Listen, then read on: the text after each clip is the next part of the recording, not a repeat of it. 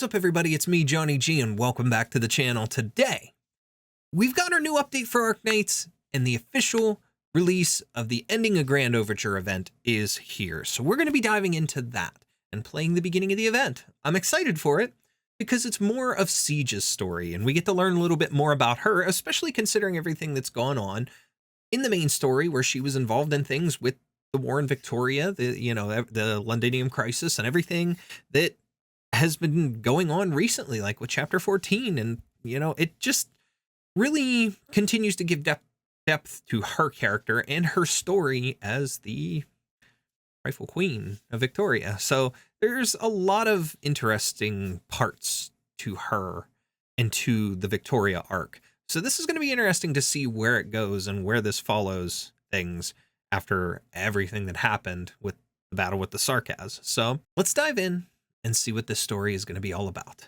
All right, now first, before we go ahead and jump in, why don't we do just a little bit of headhunting, and let's see if we can't pull Siege by any chance.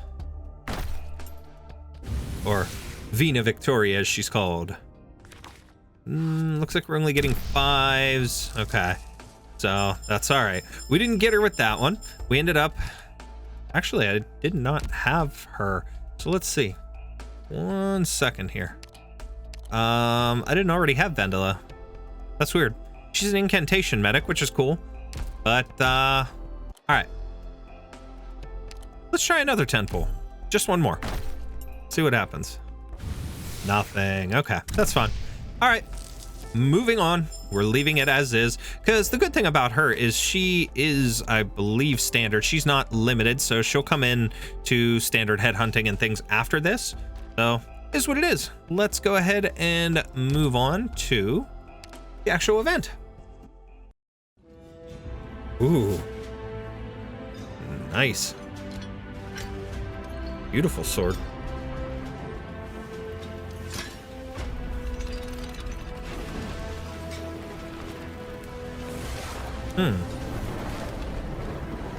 Ooh. There she is.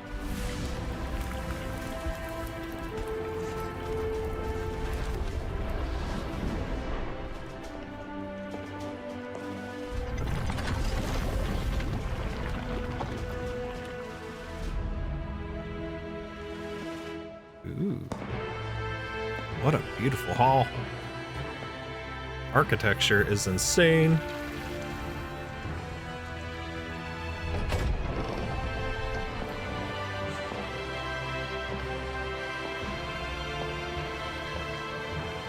Gorgeous design for the outfit too.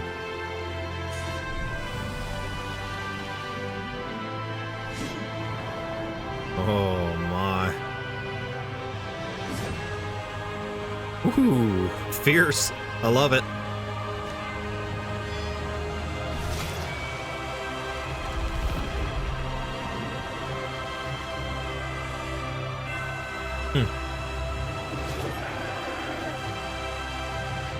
Nice.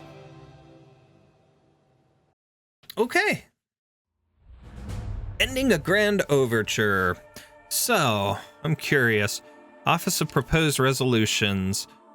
Ooh, so we've got a bagpipe outfit here. That's her racing look. The Raytheon. That's cool. We've got permits. Catherine's token. Nucleic crystal centers. Ooh. I need those. That's perfect. A couple furniture pieces. Data supplement stuff as normal. LMD, battle records. Not a whole lot of stuff here to worry about. Furniture parts, okay. And then pending bills. So, GO 5, 6, 7, 8, 9. Okay, so we've got 9 stages, and then the EX stuff. We get Catherine after 5. Victorian worker Catherine, she carries a heavy spanner in her hand, but it's not for fixing you up. Okay, and she is a supporter.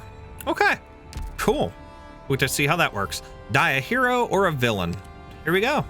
Story 1. Let's do it.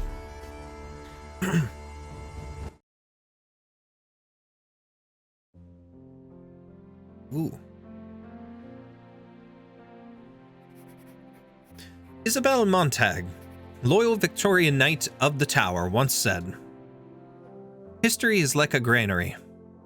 It stands in silence amidst the bustling estate, an unremarkable sight with a somewhat unpleasant scent of mold, only ever thought of when stowing something away. Containment, silently containing things, is its sole purpose. As for people, they are like stalks of wheat growing out in the fields, braving the elements so they might sprout those precious, precious ears. All you have experienced will become shining, golden grain stored within the granary called history. It's more apt to say that history is a showroom of human lives." Shining and golden. Yeah, I'd say that was a shining golden life.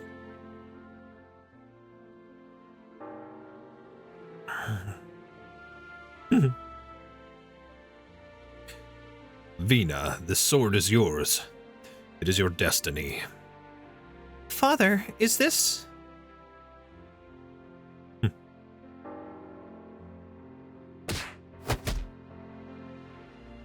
Vina, the hell are you doing? Stop swinging already. You've nearly beaten him dead. Ooh.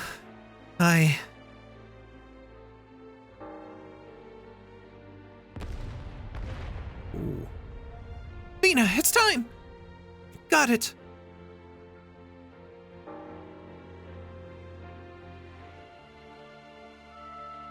Vina, who do you wish to be when you leave this place?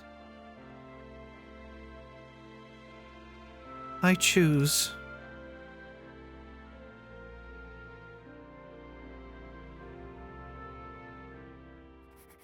Perhaps this is how history runs its course. Those caught up in its flow won't accept things as they are. They will resist it with all their might. But reality always comes crashing down, slamming you into the ground over and over. You've got no choice but to get back up and figure a way to stand firm. You know the fight will never end, and you've got to make ready for the next fist in your face.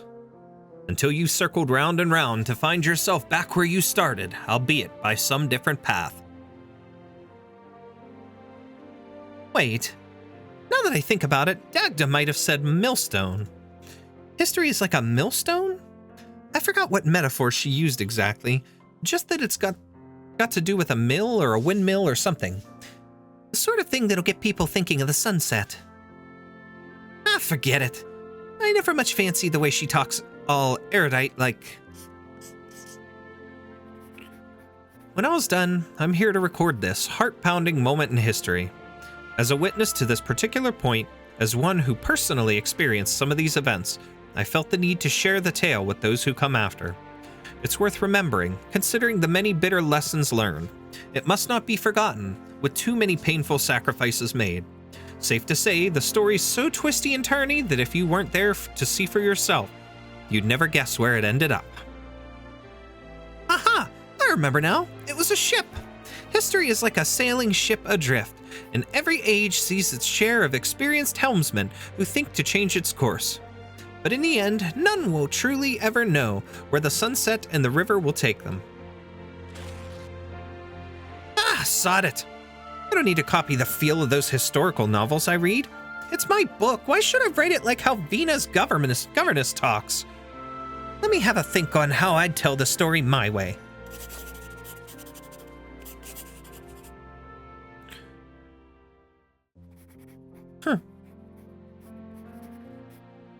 This here's a tale of how a hoodlum became a hero. It's all about courage, friendship, conviction, and power. The heir to the king leaves the palace, and when she returns home, she's already fit to be called hero, standing alongside her merry band of mates.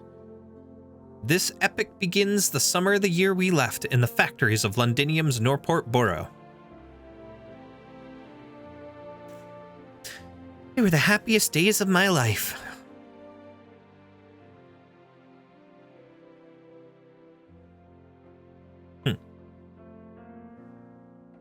Muncaster. Mm-hmm.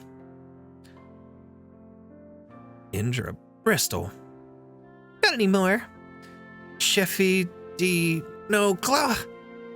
Baird, give me a hint already. Vina, you really gonna watch me embarrass myself like this?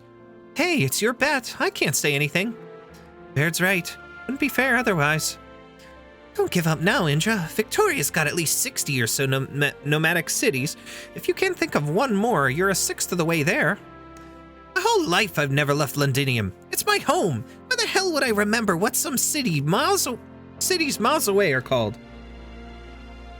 You must really be fond of cleaning up the alleys back home then. Damn it. I shouldn't be acting like a smartarse. Oh, Hannah. Do you still recall the time we went to the video shop? After we were done duffing up the Lane brothers up? Okay. Huh. I think I do. Didn't the film have a manor with white walls and a green lawn? Was it some kind of romance? It just went on and on. Then, do you remember what the leading lady loved eating the most at the nobles' banquets? Sidmouth butter and vanilla roast fowl beast. Yeah, Sidmouth. That's 10. Sidmouth. Okay.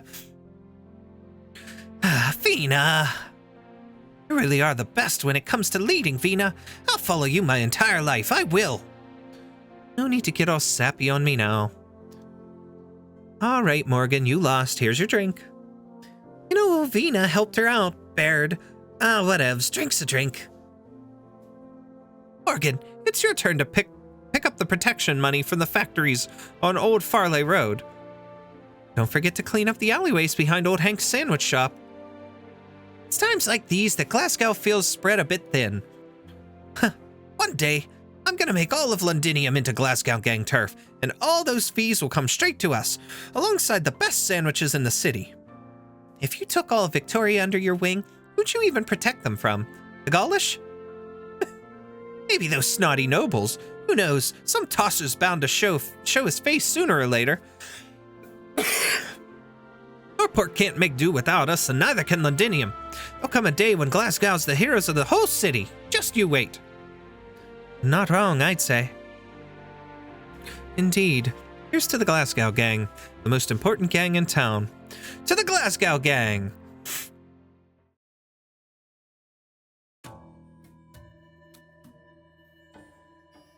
Cavendish Manor. Did you enjoy the play? A Victorian duke's daughter falls in love with a handsome Sarkaz youth. In order to eliminate this formidable rival, her would-be suitors conjure all sorts of dreadful devilish plots. Who would have thought the playwright who penned The Lady of Windsor could produce such a provocative work, albeit only after a hefty writer's fee? What do you think, Lady Allerdale? I can't say I'm too fond of the ending of Cemeteries of Londinium, Earl Morrill. Under the heavy hand of persecution, the Duke's daughter and the Sarkaz lad elope, united in death as they were buried together in a public cemetery, a conclusion that's far too formulaic. I never expected a young lady such as yourself to have the tastes of a haranguing critic. Is it not enough to bring tears to your eyes? To whose eyes? Duke Cavendish's or the Sarkaz regent's? Tears will only serve to blind us, my lord, and are often an accomplice to popular works harboring ill intent. A shame, truly. Here I was thinking you would have some empathy for the leading lady, what with her bound to a fate beyond her control. I'm so dreadfully sorry. Please forgive my inadvertent offense. You must know that my family was once on good terms with the Cumberlands. I don't really mind. It's common knowledge that Her Grace, the Duke of Castor, aided me at my lowest. I have only gratitude for her. I see no shame in my circumstances either. Then since you're taking part in today's festivities, may I take your word as Her Grace's own thoughts? You may consider them a friendly reminder. Londiniers should be wary of those mercenaries from Casdell.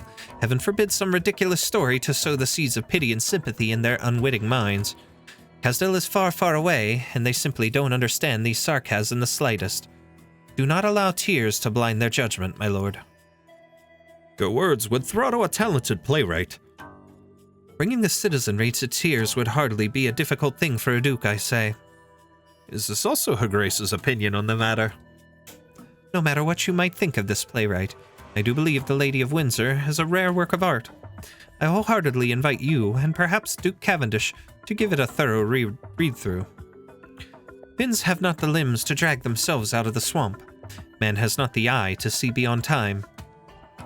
If Duke Cavendish can understand these words and take them to heart, while keeping a wary eye on this matter, we can avoid becoming the next Duke Windsor. No offense meant, of course. Oh, I must say I quite enjoy your incisive view on this topic, Lady Allerdale. The eye to see beyond time, a rare thing indeed. In comparison, ambition beyond one's means is as cheap as chips, wouldn't you say? I can't say I disagree. Despite the many years past, there are still those who have not forgotten that Victoria once had a king. And there are those who carry the former heir to the throne in mind, alongside that sword of royal authority. Duke Castor's actions are hardly inscrutable. Whenever she dispenses advice to the other dukes, do not forget that there are eyes upon her in turn. I will inform her grace, my lord. It's getting late. I fear I must be heading off. Not staying for dinner, Lady Cumberland. I have an appointment with my tailor to prepare some winter clothes. I'm sure you're aware that summer in Londinium lasts but a few fleeting days. But winter never comes late. Then I shan't keep you any longer, milady. I shall send a ticket for opening night to you beforehand. If her grace would like to watch, Duke Cavendish would happily sponsor the troupe to tour the Castor domain. I pray that her grace will not be blinded by her own tears.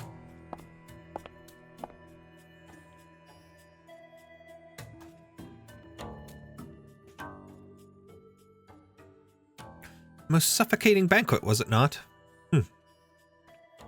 And who might you be?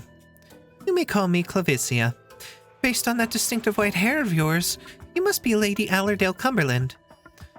Madame Elshie of your estate has ordered some outfits for the upcoming season from our shop, but I'm afraid we haven't finalized the details of yours quite yet. Sorry, I couldn't help but overhear your conversation with Earl Morris. It seems your reputation as a critic of the arts is well earned. You flatter me. I presume you, too, are concerned about the present situation in Londinium. Hardly. It's just rather difficult to not listen in as the clientele discuss the recent changes when you work at a tailor's. It's getting dark. I should head home. Once you've settled on a design, please have Madame Elshie contact me at your convenience. Ah, right. Speaking of Madame Elshie, she asked me to pass you the Londinium Daily. Farewell.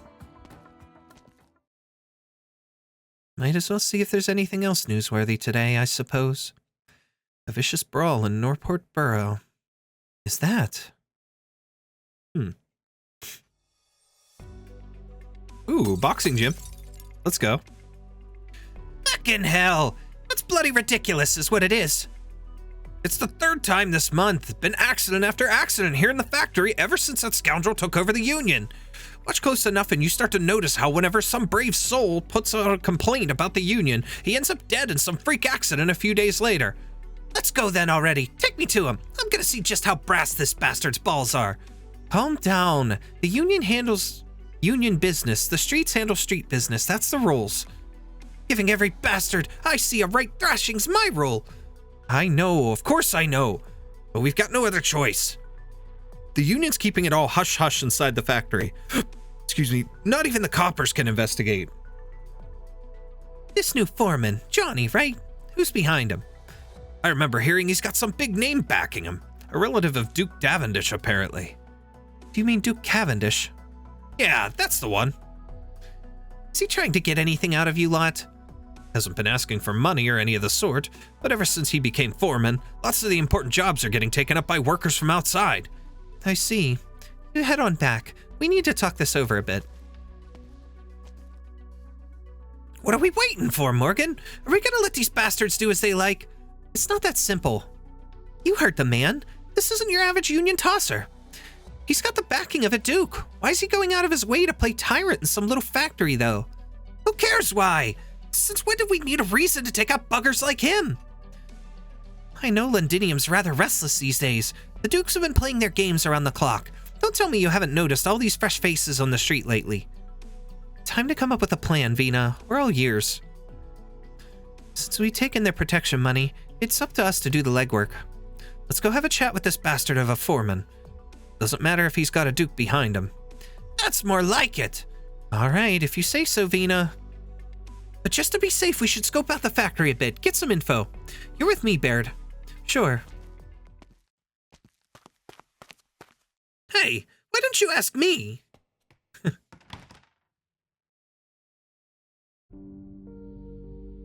What's wrong? You've been looking rather glum lately. It's nothing. I was just thinking. I might be enjoying myself a little too much. What? Not too happy here? You have a duty, Siege. I've told you before, Dagda. I found a life for myself now, so why? Is this life of yours helping your neighbors seek the justice of the streets, then heading to the noble manors to lob a few bricks? There's no escaping some things. You promised me you wouldn't talk about this in the gym. Then I'll stay by your side, waiting for the day you have your answer. Life is long, but the pivotal moments that change you, they're over in an instant. I recall that one afternoon before the chaos of the storm struck us, when we could still enjoy those peaceful hours. Indra didn't speak to me the whole day on account of my hesitation. Baird had to step in and smooth things over between us, and by nightfall we were all happy as could be, buying hot dogs and beer. But I couldn't shake off the feeling that the Glasgow gang was about to enter the craziest chapter of this story yet. It wasn't until those wild dreams of ours came to an end that we realized the most pressing issue that I realized. The main character of this tale wasn't the Glasgow gang, it was Vina. Just Vina all along.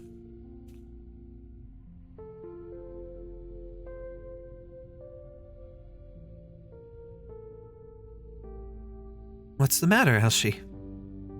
Did you not instruct us to keep a close eye on Her Royal Highness Alexandrina's whereabouts? The chief of the Royal Police has just looked over the case file of that ghastly brawl in Norport. It involved a video shop known as McLaren's Place and a street gang going by the name of Glasgow. Here's the original copy of the file. I don't know why I just went with an accent with her for whatever reason. I didn't want to do accents for everybody, but, like, that's intriguing. My mind, the way it worked. It's rather vague, merely a record of the involved parties, but I thought you ought to know. Upon a fuzzy black and white photograph, a woman sucking on a lollipop stares indignantly at the camera. Person of interest, Siege, self-identified. Miss Aladale, if you are near certain she is Her Royal Highness, why not seek her out immediately? And then what? And what then? I bring her back to Cumberland Manor, or send her off to Castor? Whether or not she is Alexandrina no longer matters. The Dukes are watching her closely. She can escape them no longer. It sounds to me like she would be swallowed by the city itself. Ha! Well, we'll be swallowed too, Elsie. I'm willing to bet we're not the only ones with interest in her. This matter has long since grown out of my control. Considering Duke Castor's orders, should you not find her and bring her to her grace? I need some time to think, Elsie. I saw her once before. I saw Her Royal Highness.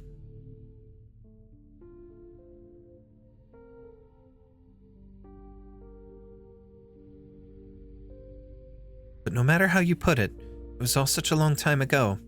Things being what they are, is an unknown heir truly so important? It's merely an inkling. From the very first time I saw her, so many years ago, I always believed she would change things. Let's go. There are a few excuse me. Let's go. There are a few workers I need to pop in on. I would also like to know how Her Highness has been doing these past few years. It's merely an inkling. Yeah, I read that line wrong. That's okay. Who's there? The coast is clear. I read that one weird too. Wow, my mind is going weird tonight. Sorry, guys. Anyways, I've handled this side too. This is it. The place Charlie told us about. We heard some chatter. Lately, the Union's been keeping a whole bunch of goods inside this old factory, like they were a smuggling ring. Johnny sees control of the Union, not just to skim some funds, but to do this sort of business. What's inside those containers? Just open them up and we'll find out. Kinda slow. Are those originium weapons? They're not standard Victorian issue. No idea their actual provenance, though. Duke Cavendish's man sneakily taking over a factory. Also, he can move weapons from God knows where into Londinium. What's he playing at here? The Duke's quietly stockpiling weapons within the city can only mean one thing. And now we've left our fingerprints all over the place. What do we do now, Vina? Looks to me like it's something way bigger than we can handle. We can't handle it ourselves, but we can tell others. Got a light, Hannah?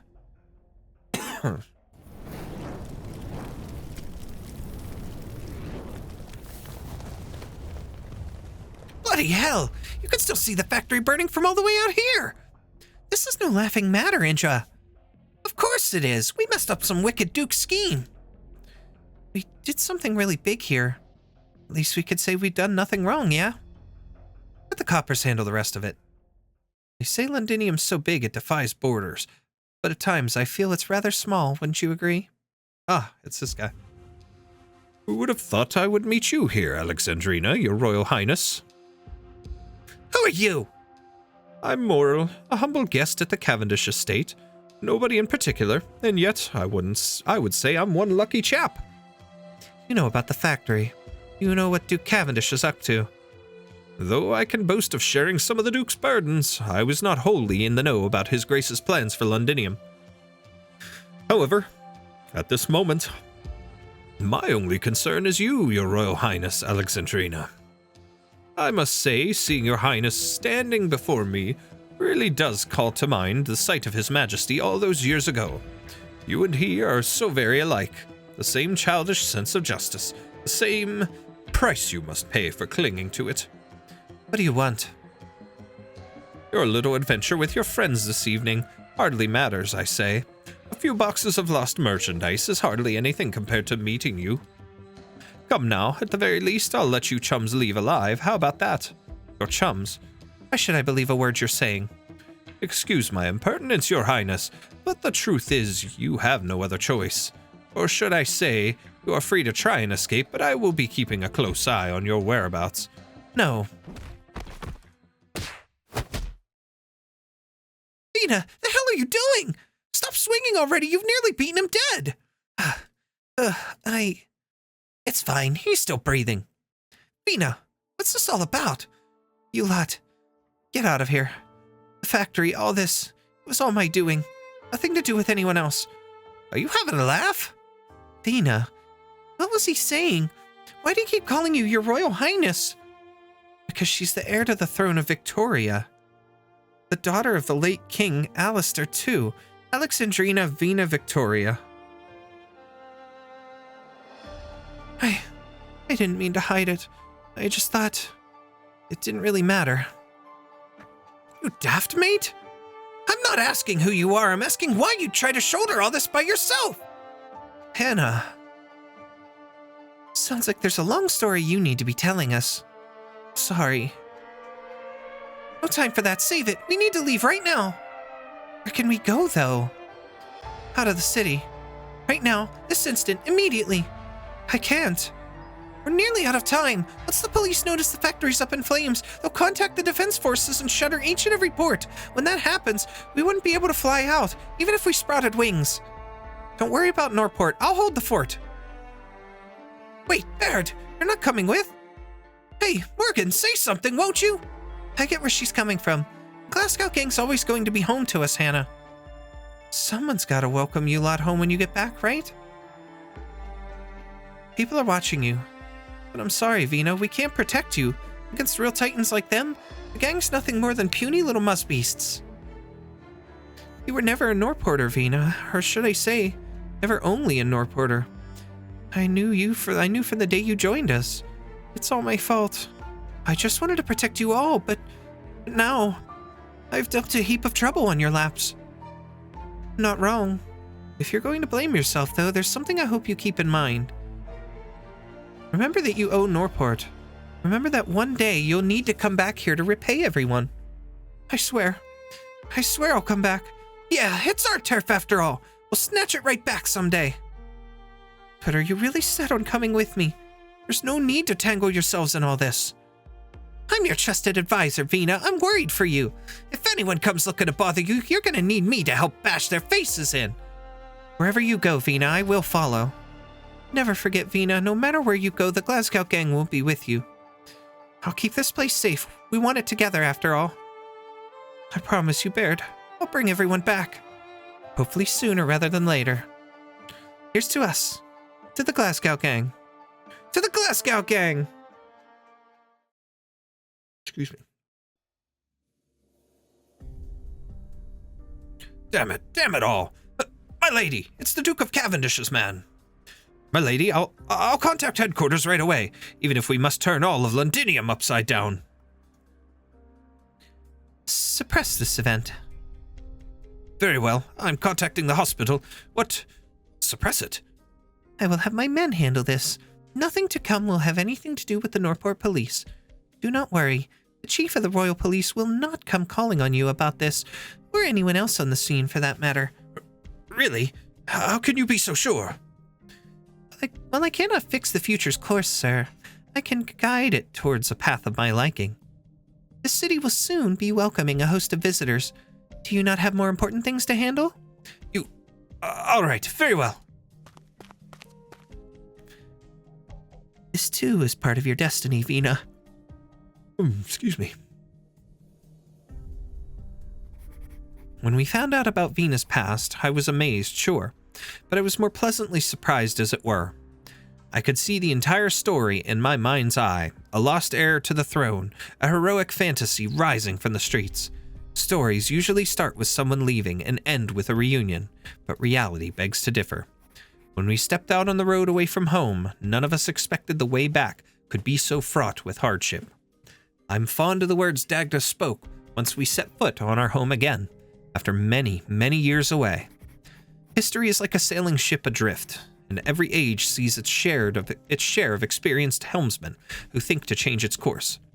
But in the end, none will truly ever know where the sunset in the river will take them.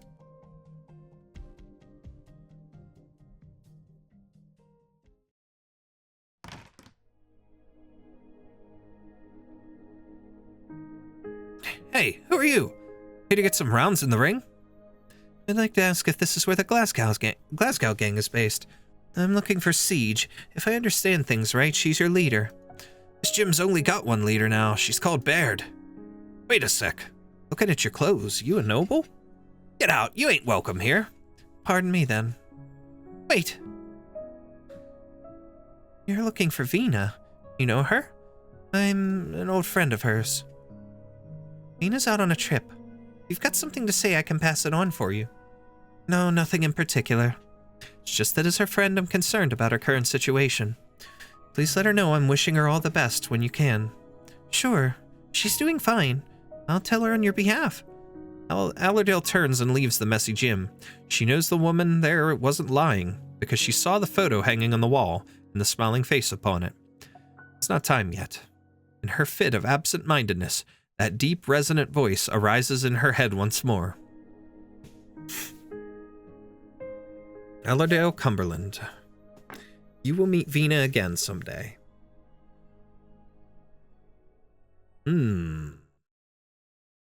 Very interesting start to the story. Geo01. Let's do it. Roll with what we got.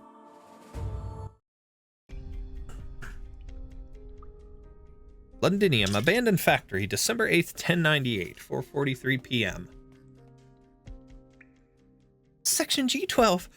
All these linkage numbers have faded away since this place was abandoned. Is this it? Phew. I'm praying I don't run into those damn devils again. I think you're lost, lady. Hey, new guy, get her out of here. And while you're at it, ask her nicely how she found this place. Remember, keep your tail clean this time. Don't make the boss mad. You heard him, lady. Come with me. Let go of me! Is this any way to treat a lady? Mickey Robinson, hero of the exemplars, or rather, one of the heroes, is my husband. He entrusted me to fetch some medicine. The medicine to dull the pain from those hideous black stones. He can hardly even walk. Ha! Yet another unlucky bugger. Shut it! Listen, I haven't heard of any Mickey. And you'll find that this blasted place are some bums expired fun drugs in the dead devil's bones. All you'll find in this blasted place are some bums expired fun drugs in the dead devil's bones. But anyways, if you want oropathy meds, go look for that newly built sanatorium. The new speaker lady promised it'd be stocked. Wait, we really have no other choice. There's simply not enough medicine there. I know I can get it here. My husband, Listen, I have a few valuables stashed away somewhere safe, all from Cumberland Manor. The late Duke gave them to us. If I could just get some medicine. Don't give a reason for the defense forces patrolling out there to come sniffing around here. Just go already, lady. Make her sign the list, and then let her come by tomorrow to pick up the meds. Yes, boss. But what if she doesn't have the money? We do it the old-fashioned way, then. That's weird. I don't think the boss ever stuck her nose into this sort of thing. What should I... Just give her the contract. Thank you. Wait, these clauses. My husband never mentioned them. If I sign this, then we... He'll live well, at least before we come calling for our due. Seems that hero husband of yours wasn't quite so honest with his better half, eh? Come on, hold that pen steady. If you can't, we can sign it for you. The mercenary holds her writing hand tight. The trembling overtakes her. She can no longer maintain her veneer of calm. She shuts her eyes, grits her teeth, and lets the mercenary guide her hand. Go on, enjoy your life. Bloody war's over, after all. Asking Milskar for help will be the best decision you and your husband have ever made, milady. Lady.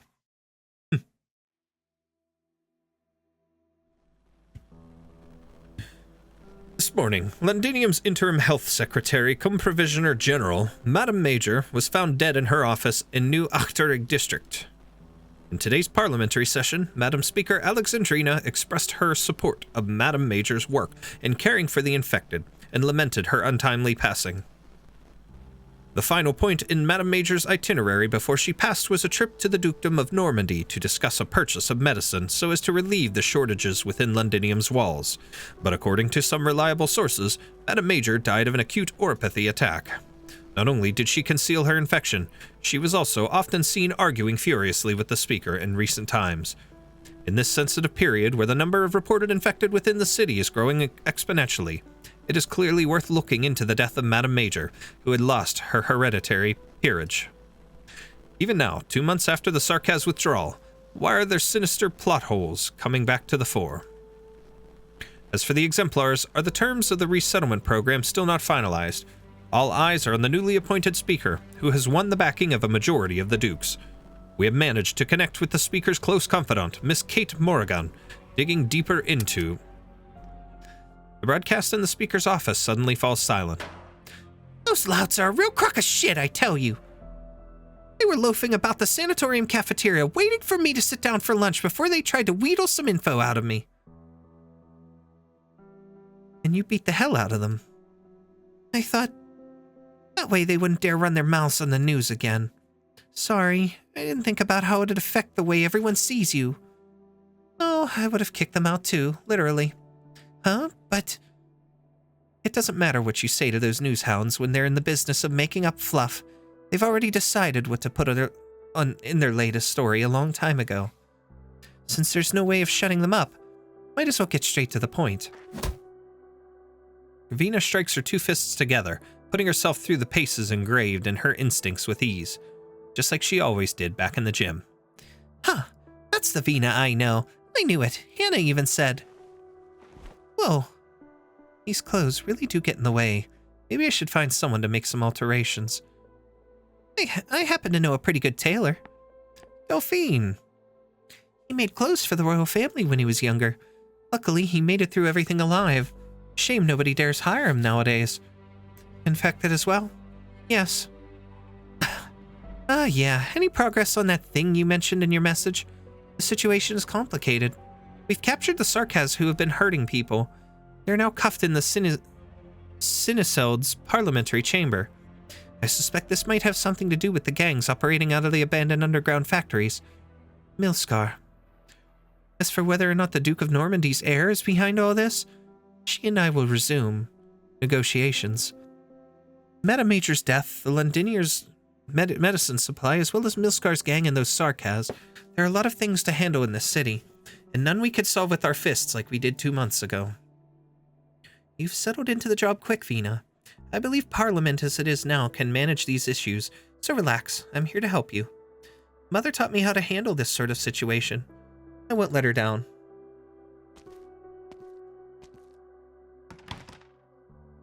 Morgan. I'm heading over to Parliament. See you there. She's not quite used to this life of yet. She's not quite used to this sort of life yet. None of us are. There are some things Siege could do that this so-called speaker can't. How's the victim of the Sarkaz attack? In the care of our colleagues at Rhodes Island's medical department. No life-threatening complications for the time being. Moreover, we've traced the source of those low-quality medicines. Most of them came from Milscar. Many turned to them in desperation, but in the end, all they got was a pile of harassment from that gang of wandering goons. As for whether this Milscar is in the know, or if it's the work of some overeager underlings, I'm not too sure. Alardale knows. Ooh, I forgot she has that outfit. Milscar, the wildest villain running rampant in Londinium's shadows. Alardale, she's dead. The final furious flame of Cumberland, the ever on high. Vina herself has already forgotten when the figures behind those two names slowly became one. Was it when the war was nearly over? She subconsciously paused at her close by the time the Exemplar's heroic leader walked out of the palace of Westhalig, wearing this old suit of royal armor. She had already torn down the flag of Casdel's military commission at the break of dawn, and had seen a familiar figure in the steam night fade away into the all-encompassing vapor. That day, Alardale did not go to her. Rather, she turned and disappeared into the shadows of the ruined city. Let's go, to Parliament. Ooh. The Cinecelde. Once a royal estate, often rented by nobles as a banquet hall. It wasn't until everyone was dealing with the headache of where the House of Parliament that Vina realized there weren't many choices left for the Londiniers. Where to House Parliament? The chaos of war had destroyed far too much of the city. I've seen this room too many times on posters and in movies. I used to be astonished by how massive it was, big enough for every gang boss to bring all their boys and girls in to sit down and have a chat about their turfs. But now it disappoints me. It's filled to the gills, all cramped and suffocating. Though Vina's never admitted it, I know her and I are of like mind. Miss Morgan! Huh? I didn't mean to interrupt your writing. It's just that Barnaby's late again. I'm thinking of going to look for him. I'm worried he's gone and gotten himself soused again. Well, Vina's not here yet. If you're gonna look, go look. No need to ask me. Wait. Now that I think about it, you said the same last time, and the two of you never came back the entire session. We were just locked out last time. In all honesty, Miss Morgan, I've been carrying around the factory's design sheets for near my entire life. If you asked me to do a quality inspection, I'd know all the ins and outs of whichever parts you'd like, and there wasn't a foreman out there who'd dare say I was wrong. But sitting here with those lords and ladies trying to read these documents covered in gobbledygook so we can manage such a ridiculously huge city? Biggest thing I've looked after in my life was my workshop. Wow. My eyes. God, my heart's pounding like mad. With us at your back, why be scared of some tosspot nobles? An elegantly dressed member of Parliament's eyes meets Morgan's gaze, and she smiles and nods her head in greeting. Fine weather we're having today. I hope you are all in good health. Yeah, good health to you too. We're fine, just fine, thanks. Well, just treat it as helping Vina fill the seats. I suppose they're not all tosspots, but keep in mind that we put our lives on the line to take back the right to sit here. Are you seriously thinking of going back to the days before that? If so, I'll have to sort you out first before these bastards ruin the city again. Alright, I get it. Are Miss Indra and Miss Dagda not showing up today? They're busy handling some public safety stuff. I'd rather hold my hammer tight and go back to bed too. Oh, Madam Speaker, you're here. What's this? Vina. Wait, who's that you're carrying? Barnaby! Clive! Help him to his seat, Delphine. He drank until he passed out in front of the Cinecelde's doors. Now he won't let go of Vina. I'm waiting for the speaker. I've got a whole lot of proposals to help with the med shortage. Then you should include them in your formal petition. We reformed the rules issued by Parliament, all so we could bind ourselves. Lady Delphine, I swear Barnaby here's not trying to be a simpleton on purpose. He and I have talked about his ideas loads of times. He's just like me, sick to our stomachs the moment we step foot into this bloody place, like the soul's getting sucked right out of us. It's not just that we can't speak right here. All the brass courage we'd had while chopping down devils is gone. So I came up with this stupid idea that maybe a bit of drink would...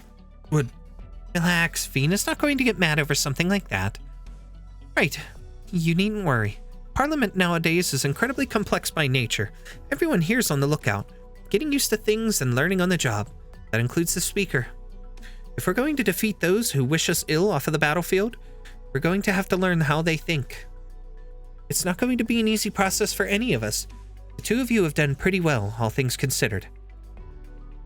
What if we become them once we learn enough about them? I certainly won't, Miss Morgan. I'm not saying you will, Clive. I can't guarantee that won't be the case, Morgan. Nobody can. I believe in Vina. So do Hannah and Dagda. I don't care what you all think.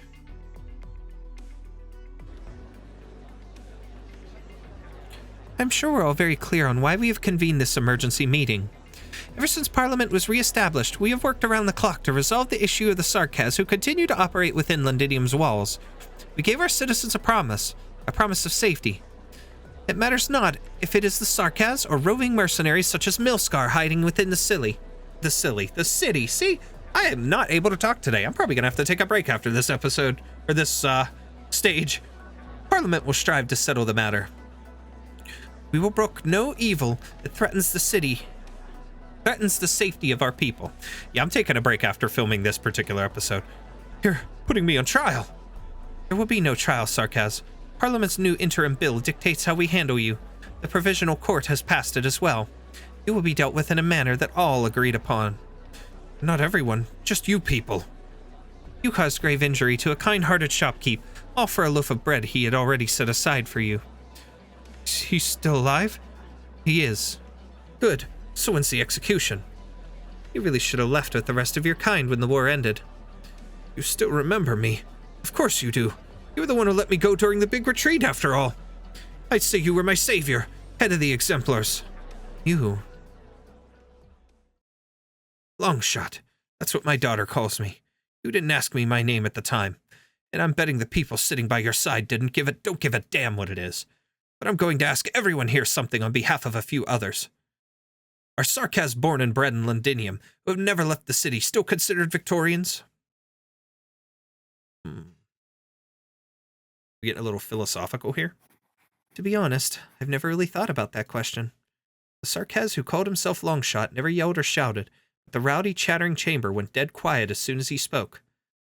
I looked at the people all around me, paying special attention to the noble's expressions. Those who had long made up their mind on the issue didn't feel like speaking up. As for those who hadn't, the more nervous of them had their eyes darting about, waiting for someone else to speak up first. But me, I was part of the third kind of people. I didn't have to make up my mind, because Vina'd do it for me. So that day, all I had to do was wait for her answer. Just like the time I was up on the city walls, watching the Sarkaz troops leave the city, waiting for her to give me an answer.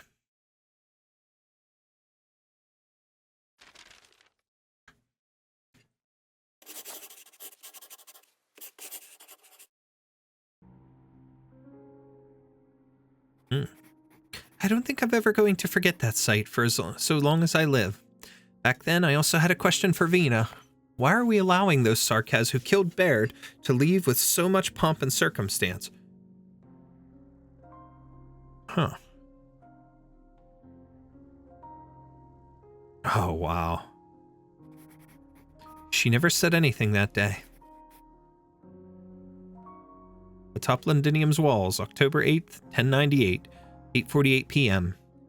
The Sarkaz troops are leaving. The airship's shadow looms over the silent, orderly soldiers, the lifebone tearing ripples through the dark clouds hanging above the ruins outside the city. Vina stands atop the walls, quietly watching them march into the distance. Not too long ago, they were tearing apart her home. The land is scarred and slick with blood. How many years will it take to recover from the wounds Amnanum left on Londinium? I don't know what you and the doctor talked about, Vina, but there's still time to beat the shite out of all those bastards. Our men and the boys from the Ducal Alliance are still waiting down at the foot of the walls, just... Hannah, we're the ones who need to stay calm right now. I'd like more than any of you to keep them here, but the truth be told, we simply can't do it. The Duke's main fleets haven't retreated too far away, Delphine. Agda's right. They can hem and haw all they like, but once they start the fight again, they'll have to help us out, even if it's just keeping up pretenses. Then, are you going to let those people who fought so hard to survive the war just throw their lives away? Don't forget the ceasefire agreement. Now's not the time to act recklessly. All you ever say is don't. Screw this. Screw it all. I can't take it any longer. All those people, our friends, Baird. Indra stays not a moment longer. She fears she cannot stop herself from sliding down the walls to join the crowd below.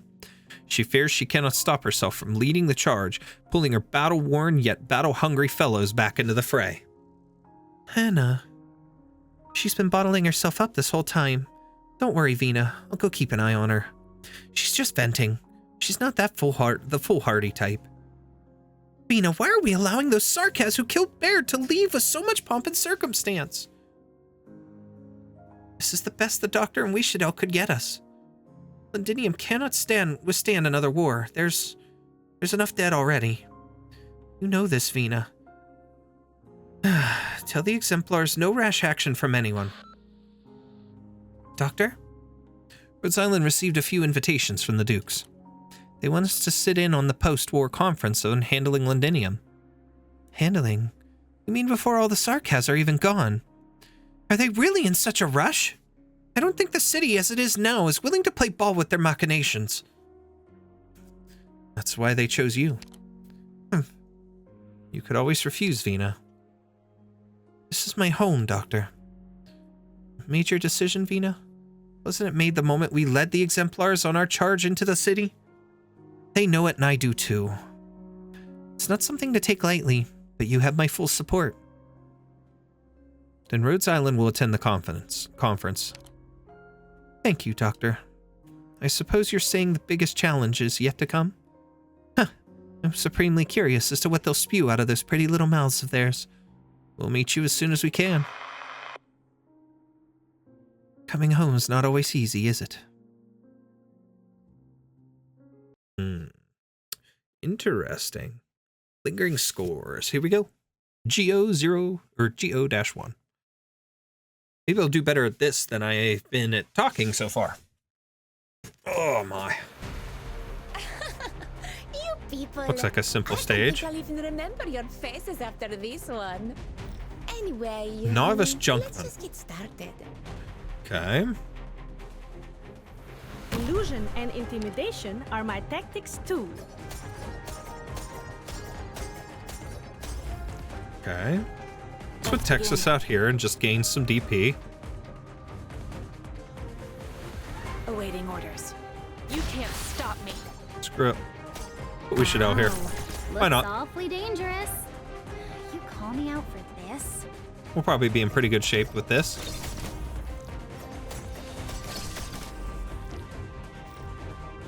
Goggles gang thief. The Revenant's battling again. Son of a gun's got Easy. filthy mouth. Haven't even needed skills yet. We'll leave it at that. That guy is shaking. You can actually see him trembling as he's walking. That's crazy. This guy's got kitty mouth. Ears are twitching. That is really interesting. I like the song. Okay, we're over the halfway point.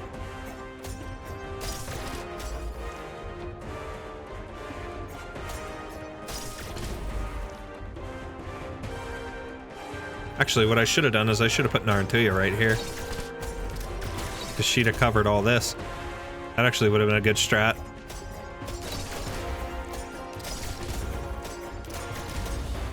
Mission accomplished. All done.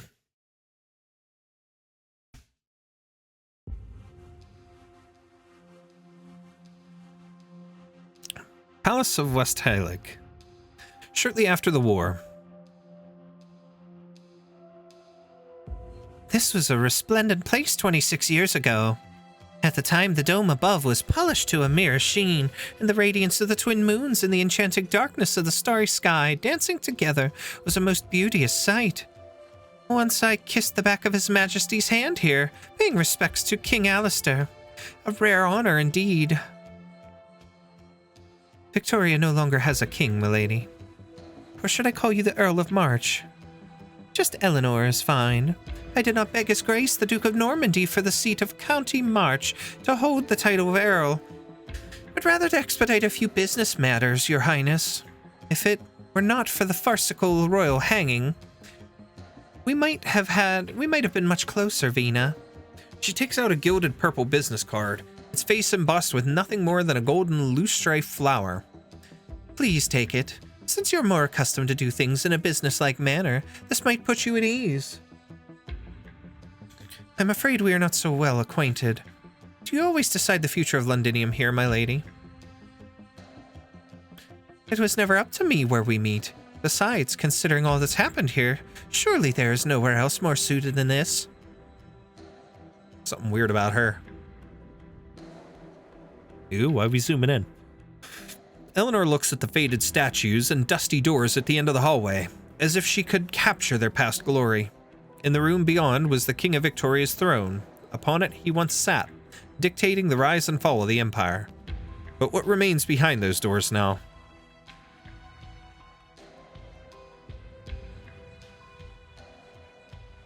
I arrived early to both walk down memory lane and to meet with you. We have much to talk about. Did you not wish to meet me too? You know I'm holding a... Vina, surely your friends from Rhodes Island have divulged what the other dukes are thinking to you. The other dukes? I don't see much difference between you, them, and the Duke of Normandy backing you. Oh, don't get me mixed up with His Grace. He's a man worthy of respect, but it's not worth bothering him with trifles such as handling Londinium. As for the rest of them, I dare not say I'm worthy of comparison. The Sarkaz withdrawal does not mean that Londinium's troubles are over. None are willing to tally up the change in the infected population, but the outcome is rather clear. Victoria's pharmaceutical production lines are insufficient, and nobody wants to rework their precious factories for the sake of the infected. You know what I mean? What do you mean? I have a long-standing partnership with the Colombian military. They've even referred me to several pharmaceutical companies. There is no crack that cannot be plugged, for the right price, of course. Is that a threat? Only if you think it is. Don't be too hasty to respond. Figure out what bargaining chips you have first before you come find me, Vina. Let's start our future partnership on the right foot. Oh, and you know you can tell just by looking around that your family once steered the course of all Victorias from this ancient palace. Your Royal Highness Alexandrina, Londinium is far too small for you. The city's far too large, if you ask me. It shames me to admit, but the wailing I heard all across Londinium had me quaking in my boots, and in my panic I went the wrong way. Ah, so many tragic sights in this city. Oh, him. Duke of Gododin. You overly grown, Ellie.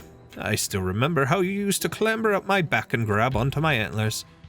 I am ever grateful for your generosity. His Grace the Duke of Normandy also reminded me that he is off soon to convalesce in greener pastures. You may join him if you wish. Ha! I'm not one to leave my manor before I've drained my wine cellar dry of the fine vintages within. And here I was thinking old Normandy would understand the importance of this little meeting of ours. But no matter. You are the reason we have gathered here today, Alexandrina. Huh. Your Grace didn't need to cut to the chase quite so quickly. The old soldier's running late. Did he refuse your invitation again?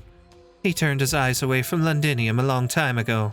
I'm sure your spies will have all the details of my meeting with him served to you with breakfast tomorrow. Yet even now, his elegance is no less impressive than the time Gaul was swallowed whole. I wouldn't consider this a good thing for Victoria. Tara and Dublin, though he has not explicitly declared independence from Victoria, only the blind fail to see the reality of the situation. Abercorn and Fife suffered tremendous losses, and so have forfeited the right to take part in the big decisions, and the one behind Ashworth has decided to stay far away from any sort of turmoil. As for Normandy, his stance is rather clear-cut. Gododin smiles at the young duke. Eleanor simply performs the most minute of bows in return. Aye, the vagaries of life. Back in those days, we still held parliamentary banquets here. King Alistair sat in the throne room. No one would take his words lightly. Huh. In the dark and dusty hall, Duke Gododin lithely taps out a beat etched in his memories with one foot, just like in days past. Smoke, music, and the sunlight shined upon him from the dome above. He was a spirited young man back then, with all the lords and ladies at the feast lined up to be his dance partner. Even His Majesty applauded him. Then, together with the other dukes, he sent the king to the gallows.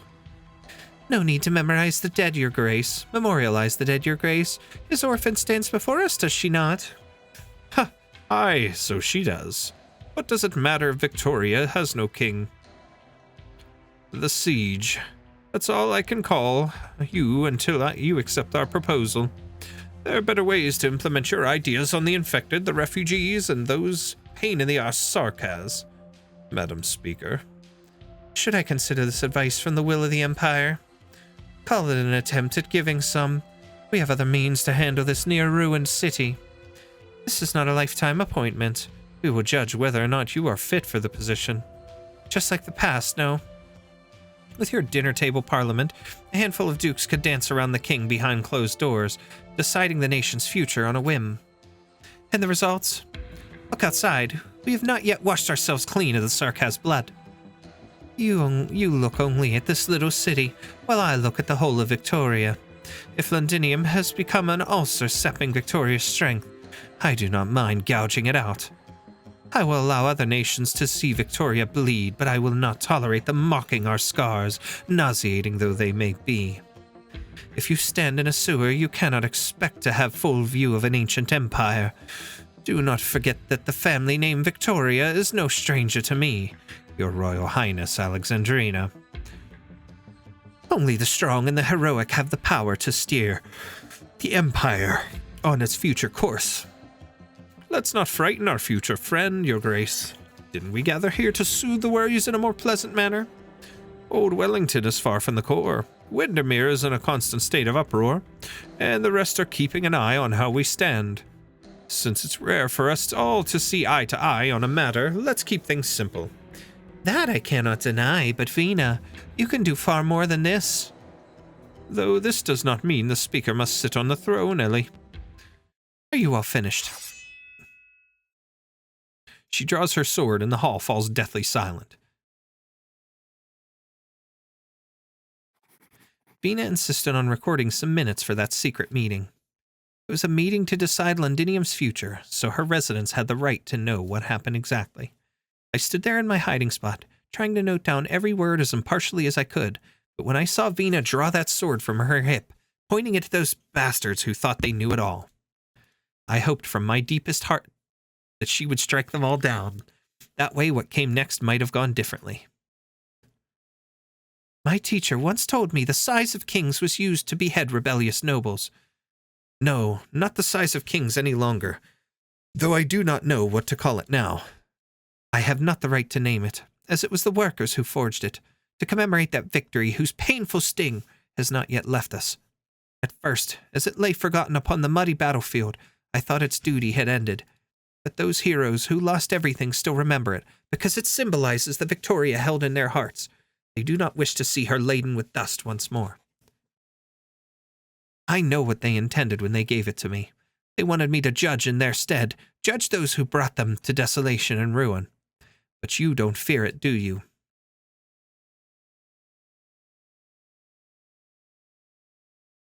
Her expression changed quick. It was never the sword you feared. Vina gently caresses the flourishes on both sides of the sword's crossguard, every detail sculpted by the artisans of Londinium. A hammer and a sword, they glimmer in the darkness. So long as the sword gleams, Victoria's honor will shine eternal. They begged my aid in reforging this sword, broken to the point of no return, using my hammer at its core. Once reforged, they offered it to me without hesitation, but at the time, I could make no promises. King, speaker, as far as I'm concerned. Neither title is worth a damn. I'm no different from them. I'm just a woman who wanted to go home.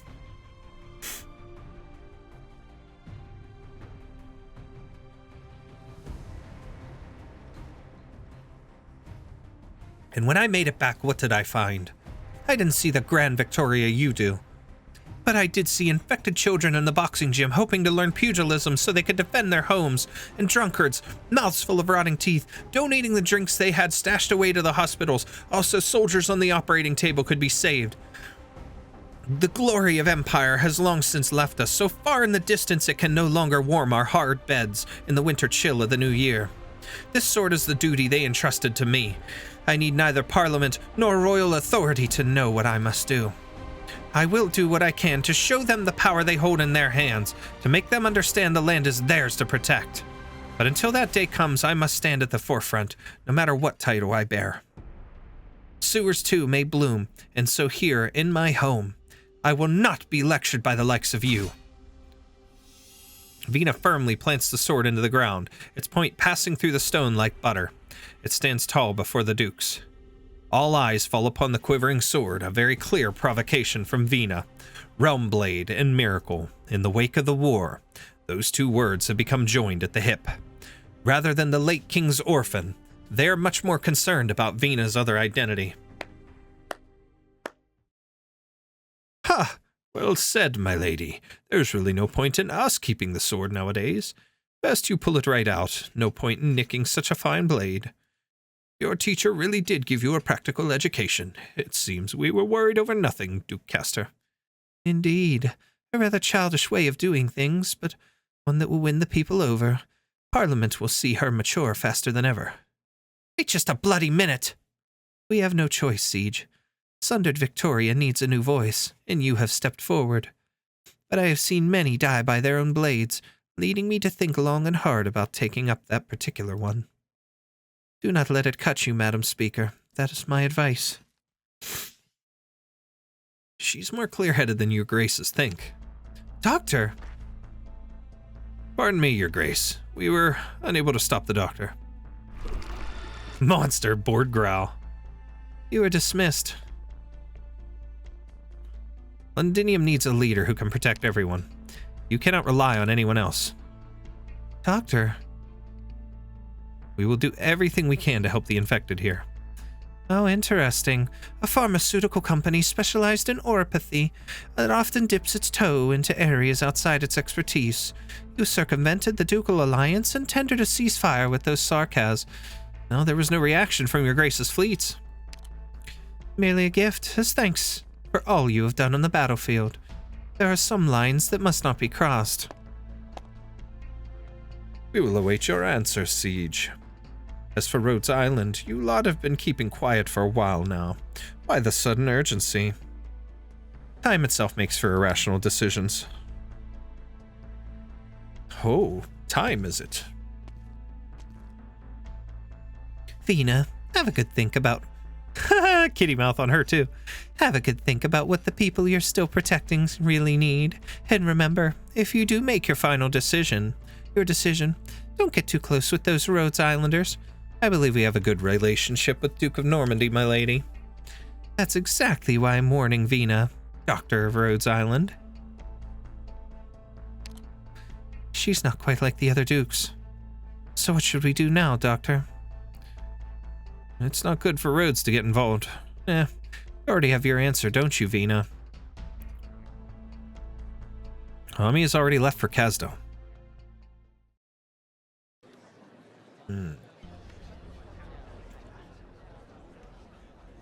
The Cinicettle, the parliamentary chamber. It's been a long time since Babel took my brothers away. As for us who stayed, it's been really tough lately. Just do it already. I've got nothing else to say. He looks all around him, watching the people on their benches whisper to one another uneasily, an unconscious sneer on his face. This place fettered him, and in its magnanimity, it had also fettered those who would decide his fate. Not too long ago, Vina vetoed a proposal to use the Palace of Westhalig to house the Parliament, instead choosing this building oft rented out by the royal family. She hoped this would be the starting point of a new parliament. I've finished looking into him, Vina. Longshot, a lifelong mercenary, hails from a place in Glasgow called the Scar Market. During the war, he took part in defending the city in the name of the military commission. He never saw the front lines. 2 months ago, Babel organized a withdrawal effort. He didn't follow them. Instead, he got captured by Indra and Dagda while covering for some local Sarkaz as they evacuated. You really did save him. I don't remember that.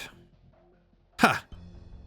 After he committed his latest crime of his, we followed his trail and found the people he was hiding.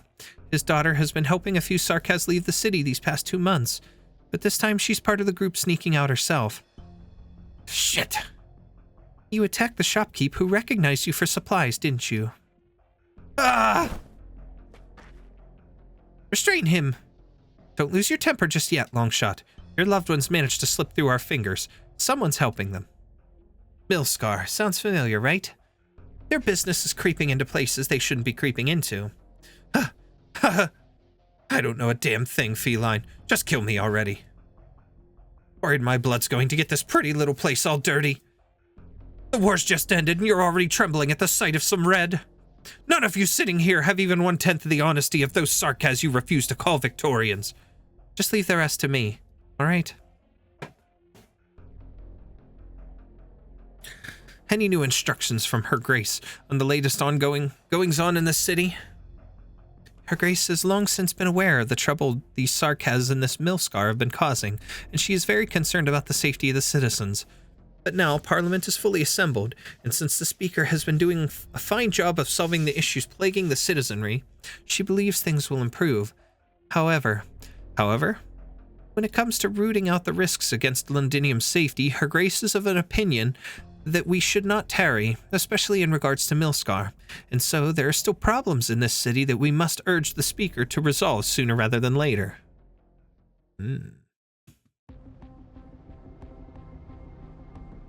Milscar Hideout, December 8th, 1098, 6:05 p.m. Boss, Parliament hanged that devil, but we managed to snag the stuff he left for us. These goods. Send them out. But boss, that's way too risky right now. Parliament's been trying to sniff us out 24/7. Then hide them for a spell. They've paid their due, so we'll get them delivered. No need to worry about anything else. Nobody knows about this batch anyway. Maybe we could just... The mercenary gestures at his neck, but a sharp pain accompanied by a chill suddenly prickles at his chin. But boss, I had to say it, even if you kill me. It's the best way to handle things. Didn't those devils kill a whole bunch of our people? If you really cared, you'd be on the exemplars list of decommissioned soldiers, not here. But there's nothing wrong with caution, I suppose. With the new Speaker so concerned about the city's safety, we're an inevitable target alongside the Sarkaz. Those devils brought it up themselves, though. 2 months ago, they decided not to withdraw alongside the rest of their kin. Now that things are heading south for them and they finally wish to flee, it's natural they have to pay extra. Don't worry, if this goes well, more and more business opportunities will be coming our way. A lot of story to this one so far. You're back. How did it go? Did you manage to get any? Sanatorium's as full as a tin of fins. Everyone's trying to get their suppressants as soon as they can, not to mention what just happened to Madam Major. Sorry, Diane. Not even exemplars get special treatment. Rhodes Island's been working around the clock to provide as many suppressants as they can, but there's just too many new infected. I understand. Well, it's not like we've got no way of getting any. I've heard some more buddies that there's some private channels. Illegal ones? Hey, as long as you live to see another day. There's other means of buying medicine? My boss never told me we'd have our competitors. Sure you didn't hear me wrong, mister. Sorry. My trip from Colombia must have tired me out too much. Hello, I'm Alicia. Here, my business card. Colombia? Pure Heart Medical? That's right. I rushed over to Victoria to find her... 1 second. Let me check my list. Ever since I arrived in Londinium, nearly everything's been different to how all the preliminary briefing described it. He's heterochromatic. He's got 2 different color eyes. That's cool. Found it. Londinium's interim health secretary, Madam Major. Could you tell me how to get to the Office of Provisional Supply Procurement? Rest assured, I'm here presenting Pure Heart Medical to discuss medical cooperation. The situation here will get better soon. Did I say something wrong? Didn't you hear the news? Madam Major has passed away just this morning. Sorry. Oh, sorry. I lost my cool for a second. No matter how hard we must strive, Pure Heart Medical's sincerity and dedication will not change. But right now, could you please take me to her office? Your face just now. So what's his deal then? I know he's an operator, you know, one of the ones that we can pull, potentially. But what is his deal indeed? We need to know. We need to find out. It'll be interesting. But that is that. We're going to take a break so that I can talk properly as we continue on. All right, picking up where we left off, let's go ahead and, first of all, check these pending bills here. We'll collect that, and then we'll go back in here and on to the tutorial. Let's do the tutorial and do one more stage after.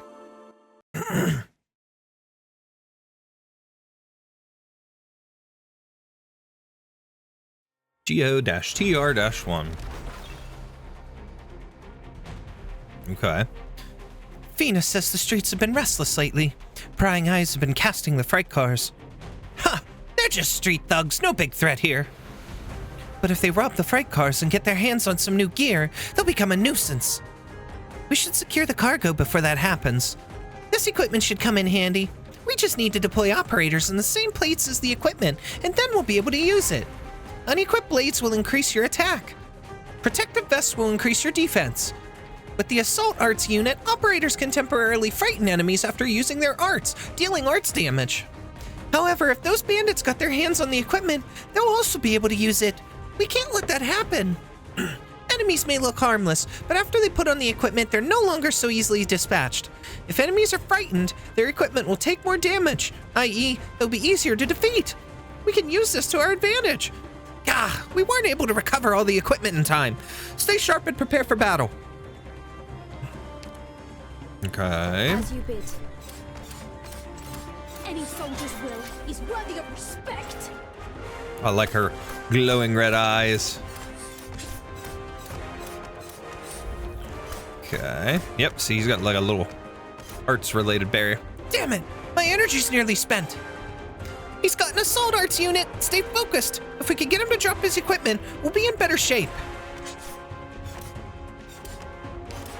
Any soldier's will is worthy of respect. No, that's a high defense. This is a little tiring. This enemy is wearing a protective vest. It will be hard to defeat him with a frontal assault. This spot is ideal. We can also make use of the Assault Arts unit up there. I'll give it a try. Even without a blade, I can run you through. Uh-oh, I was so focused on taking down these enemies that I let us get ambushed. Do something about it, Morgan. If the freight car gets wrecked, our gear's going to be scattered all over the streets. Oh, where is she? You bastard! You bastard! We need to activate the munitions factory command center to reroute the rail. By guiding the freight cars towards the command center, we'll be able to protect them. I should go get moving too. Okay. First of all, Don't just be all good. put her in the way over there. Who's the next sap getting ducked up? Whoa, buddy. Sneaking out there. Okay. Get him, Indra. Beat he ass. Beat he ass. And he done. Let's go. She beat he ass. Doctor, want to celebrate the Glasgow Doctor! way? First me and Hannah grab a leg each, then we shut our eyes, and then we hip hip hooray, Hooray! and send you flying. AKA, No need to run, love. they I'm each just grab a leg joking. and they yeet you into the air. Let's go. Cute. But anyways. GO-2, let's go. Crippling illness. Oh no, Doctor. May the vast lands they keep our kinge? May the vast lands they keep our kinge. His people and all his well, Willinge, challenge, and give them grace without ending. Then may we call and savely sing. Willing, okay. His people and all his well-willing. May the vast lands they keep our king. Okay, so why instead of I? I get it. I see now. Okay. May the vast lands they keep our king, his people and all his well-willing, and give them grace without ending. Then may we call and savely sing. Victoria, give thanks for our home.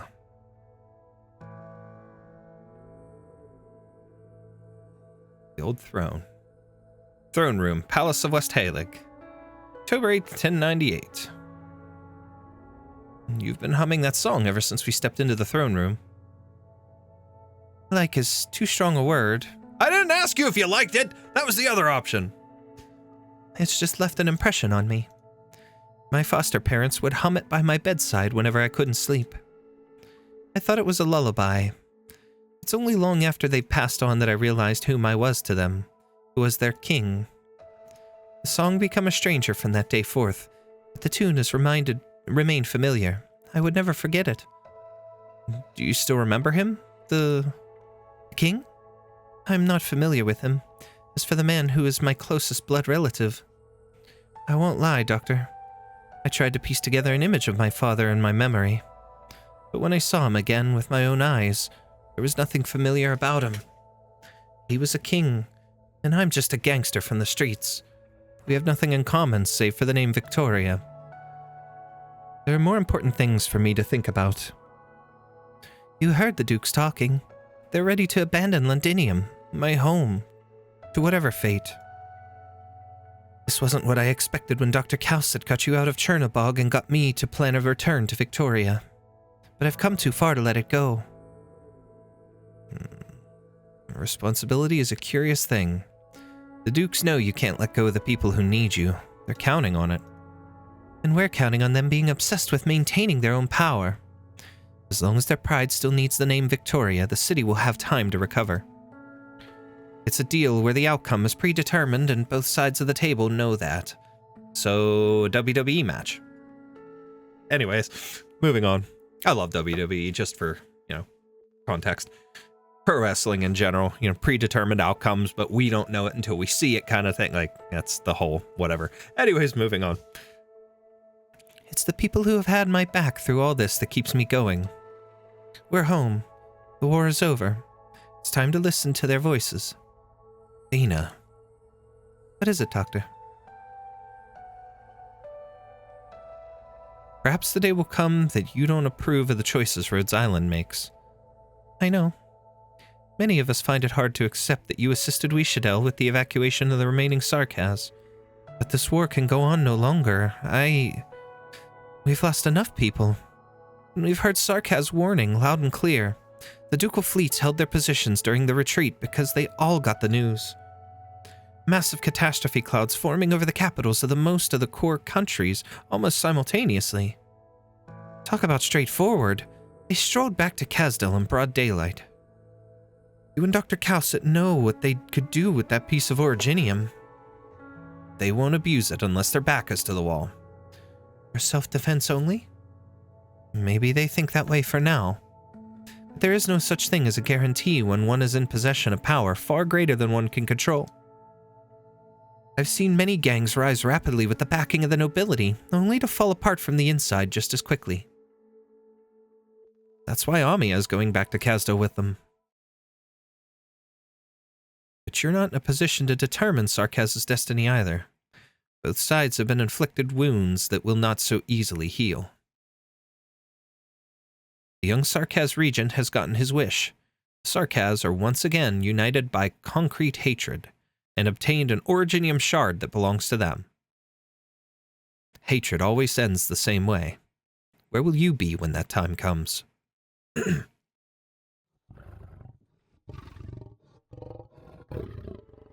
A golden lion walks out from behind the darkened throne and crouches by its side. Gawain. It is like he was always here, like the reliefs around him bearing witness to the Empire's rise and fall, all in the blink of an eye. And now his dark eyes have witnessed you. Teacher. This is the first time you've shown yourself before me. No need to fear. I am neither a monster nor an illusion. I show myself now because I must.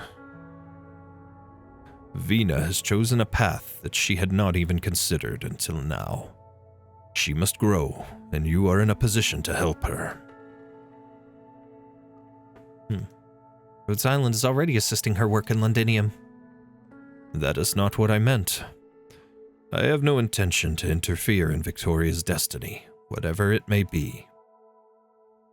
But you have led her towards a confrontation with the destiny of Terra itself, on which hope is hard to come by. I promised one who is long gone to walk with her until the very last, but now even my own being is no longer a certainty. We would try not to drag others into it. I know Vina. When the day comes, she will stand with Rhodes Island, and you will need her. But where will you stand when that day comes? There is no need to answer. She will witness on my behalf. You are neither her follower, nor mentor, nor foe. You already realize that the ties you share are one of a kind. Perhaps we can afford to wait for a chance at a fresh start, but Vina cannot.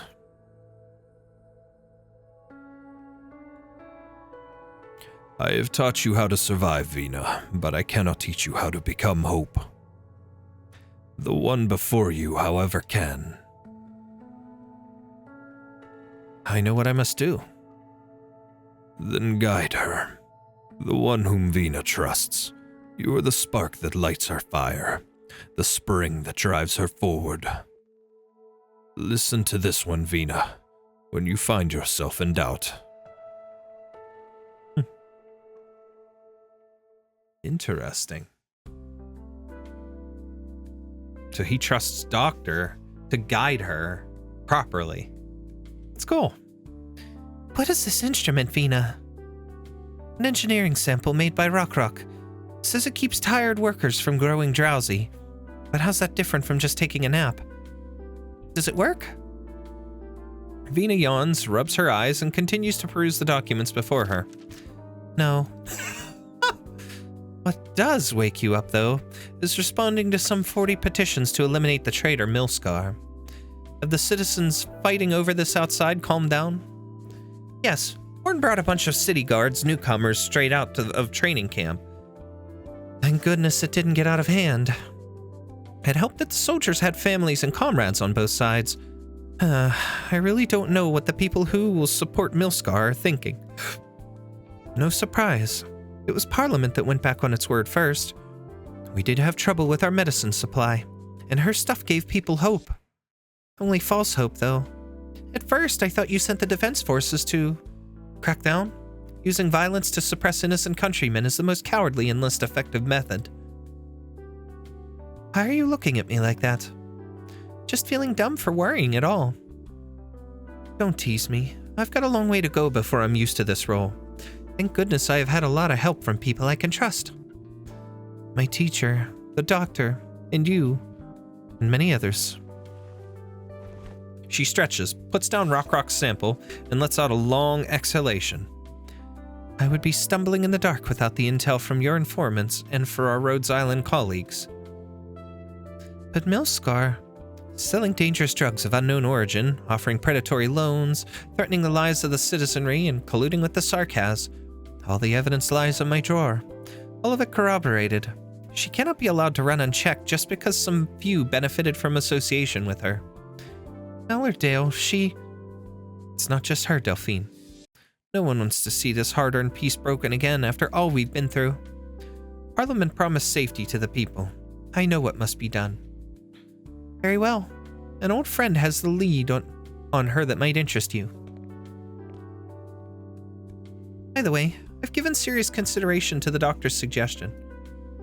Once things have settled down for a bit, I'll return to Windermere and take back certain things that have always belonged to me. How long will you be? I don't know, but the doctor is right. I need what Mother left behind if I am to help you.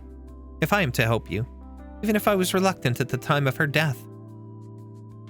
Thank you. It's for myself too. Victoria, Windermere, Lincardine. I must see for myself that which Mother cared so much for. It's the only way I can get closer to her.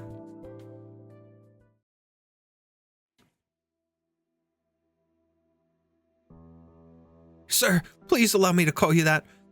I didn't think you would come to me. To still call you that? Yeah. Did my application go through? Walker, I've heard how Pitt and the others got you to leave the scene of the protest. I think... So that's not what you're here for. All right. Actually, I've been listening to the radio, sir. I heard about the artillery handover to the newly reorganized defense forces under your command and the newly constructed training plate outside the city. I went to see it myself. The facilities are superb. I can even imagine myself training there. I'm sorry, Walker, but I can't approve your application to join the defense forces. Sure. If I'm not up to standard, I'll redouble my... You know your own health. Training and fighting will only make it worse. My condition is under control. I'm taking medicine. I haven't felt any pain from the rocks for a while. I'm getting better. Milscar's medicine, right? We've analyzed it, and it's nothing more than a painkiller, I know. But that's what we need. Parliament's medicine rations are running out, aren't they? At least this makes me feel better for a while, and lets me practice wielding a crossbow with one hand. I'll pass the Defense Forces test, sir. There will be hope as long as we make it back home, no matter how bloody goddamned hard life is. That's what you told me during the defense of Shetley. We are the exemplars. We make miracles. What about life after the miracle, then? Where do the exemplars go? Horn said the miracle of the previous exemplars lived on in Gaul, in the textbooks of military schools. What about us? It was a question no one needed to think about before we truly returned to Londinium. When the city broadcast announced that the city belonged to the Victorians again, the youngest girl in my group asked me, "Where do we go from here?" I said we go home. I'll go back to the Slobberknocker with Hannah, Vina, and Dagda, and you get to go home too. The girl told me, I don't have a home anymore. I only have you. Vina and the others are here. We ought to go down. Vina? Speaker Vina? She's coming for me too? Because of the protest? Did you come to keep an eye on me, sir? She came to help you because she knew Vina was coming. Same for all of us.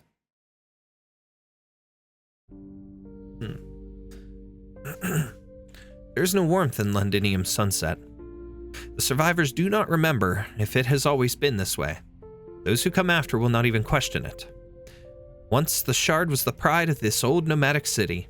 Now people pay careful attention not to step into its shadow. They all remember the day the terror itself descended upon its pinnacle beneath the burning red sky.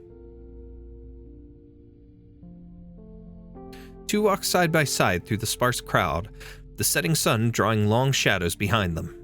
Those they pass bow to them, then go back to the work at hand, humming. Then may we call and savely sing, Victoria, give thanks for our home. The refurbishment of the Shard seems to be proceeding ahead of schedule. Rhodes Island helped a lot, providing medicine, taking in patients, and the engineering department has been helping with construction work in the city. The initial incident left such an impression on the people that the proposal to modify the Shard met no significant opposition. And we're cleaning up the originium crystal growths on the city while we're at it. But the engineers of the Self-Salvation Corps say it'll take some time for things to go back to normal. Even the mobility layer is affected. Have we confirmed the retrieval team for the Shard's core technologies? We have a preliminary list, but we're still doing background checks on some of the technicians and scholars. They have certain links, if you know what I mean. I do. The Dukes have given me a heads up. We'll turn a blind eye as long as there's no serious issue. I, for one, am hoping that they find something worthwhile in that scrap heap. It would be a good thing for Victoria. And it's not such a bad thing for us if they started fighting over it. Vina, Delphine. Horn, I thought you were... I came to visit an old comrade. Don't mind me, I was just about to go and see how Bagpipe's doing with the new recruits. Horn stretches but shows no sign of leaving. Vina sighs. Vina, you would never guess what Walker and I talked about. You remember the Davises who came with us to from Chetley? Well, the wife just gave birth. I know why you're here, Morgan. Walker and the protests are a matter for Parliament. It's not something I should get involved in. I'm just here to talk about the whereabouts of Milscar.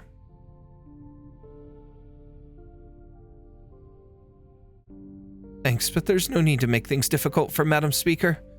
I trust Parliament. I know many MPs, fine people. Parliament is not as simple as you think. There are those who would prefer to escalate the issue. But resolving the Milscar issue as soon as possible is in the best interests of everyone, including you.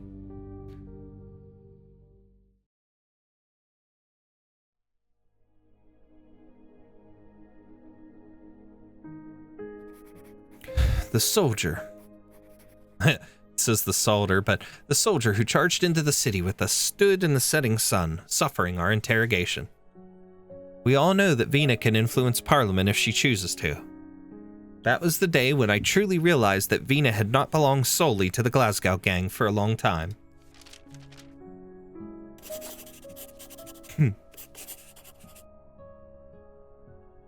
More little drawings. Maybe my Vina already said goodbye to us that afternoon. That day, all factories of the city came rumbling to life, and steam gushed up to the sky. I saw her golden hair flying in the wind, blocking the fleeting tears in her eyes. She turned towards us with a smile and said, "We're home." We're home. But things have not gone the way we expected. Does going back home mean goodbye? Will we lose Vina?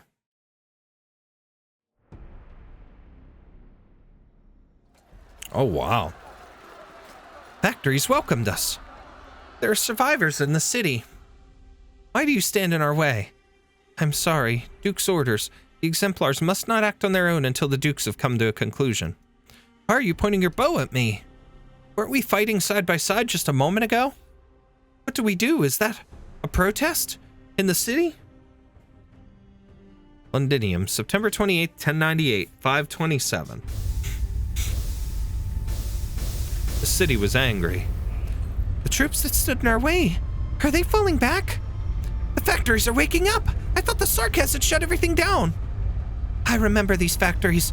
I know where they are. I always will. That's Miles Industries of New York Street, and that's Coppola Foods on Scott Street, and that's Consolidated Inc., Hankins, South Wicker Cargo. Vina, I thought they... Those that were silent, those that had been abandoned, those that had been commandeered by the Sarkas, and those that continued to run timidly.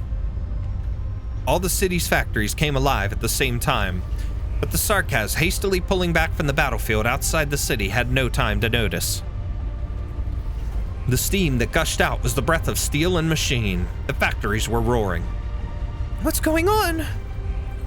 They're helping us. Londinium is helping us. March on, exemplars. It's time to bring this to an end. This is Lieutenant Diane Weber of the 6th Column, 10th Infantry Regiment. Lower your weapons, soldiers, and escort the exemplars in their advance. You're defying the Dukes. Before I was a soldier, I was a Londinier. This is my home, too. Go, Siege. The fight is not yet over. We will take back what is ours. The first squad starts lowering their crossbows, and they are soon followed by others who step aside to clear a path. Exemplars, forward! We're home. Keep the factories running at full steam. Keep the Sarkas at bay just a bit longer. The Dukes want people to think there's no Victorians left alive, justifying them sitting on their hands out there. But we'll make them hear we're still here. The people outside the walls will know we haven't given up yet. Thanks for the assist, Madam Catherine. You can trust our guys. Everyone has a trick or two up their sleeves. Hi. Anyways, 9 and the others are working on the other factories. This whole city is about to rise up. Are you coming back, Feist? Oh, 9 and the others. Percival, wait, didn't she come in chapter 14 with Reunion? 9 and Tallulah and them. I don't know. Is it on? On it is! The other factories have also been restored, just as the doctor planned. It's not just the citizens that are helping us, though. There are other people, and they call themselves Reunion.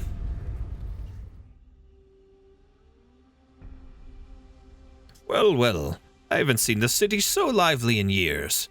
I just got word that Alliance troops have cleared a path for the Exemplars. That wasn't our orders. Are you happy with the test results? It seems we have underestimated the influence of a miracle. We should hasten our preparations then.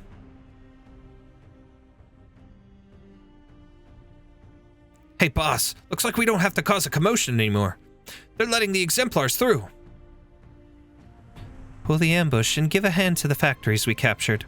Tell the people in charge that the boilers keep burning until I say stop. You got it. Welcome home, Vina.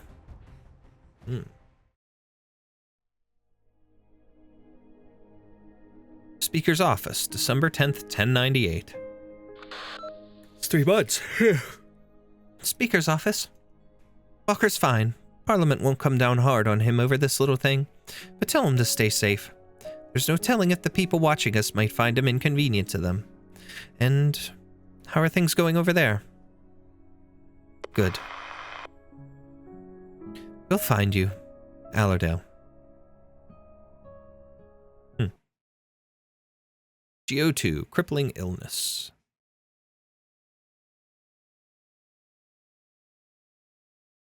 Here we go. Good. I suppose you've already got a plan.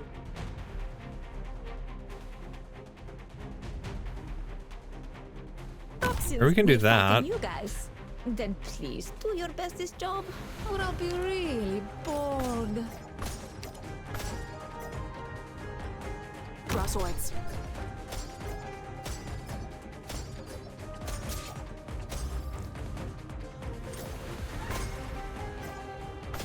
Okay. Awaiting orders. Shut up. Put Pookie there. Maybe not. Maybe.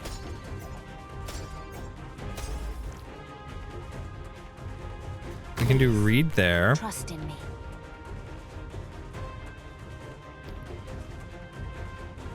Put Shu right there if I can get her out. Oh, or Jessica. Jessica actually would be a really good choice for there. We'll put Jessica here. I won't take a single step back.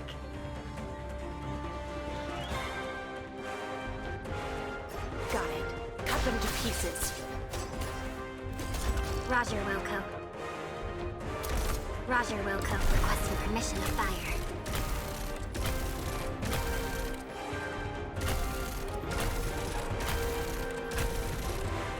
Put her there just in case.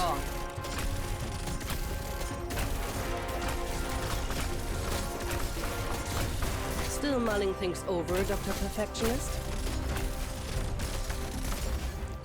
Trash the mission briefing. I know what you want. Cut them to pieces.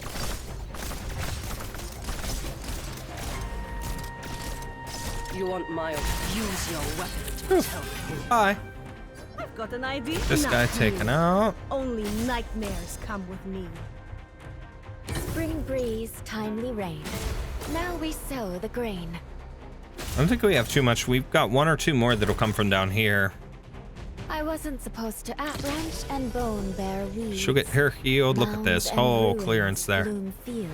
Cut them to pieces.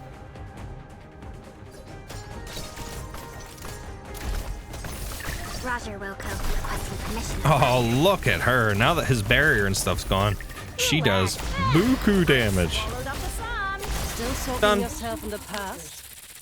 Let's go.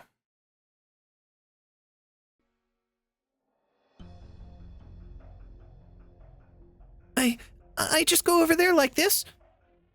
Yes, just go over there and ask what the price is. All right. The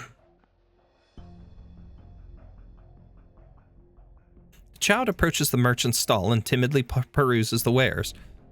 Fireworks, kid? Yeah. A special occasion? A gift? This one's real popular for celebrations. But there's a lot of dust. That's normal. It's been lying in the warehouse for a while. How about this? You buy one and I'll give you one free. What's that smell? Fire!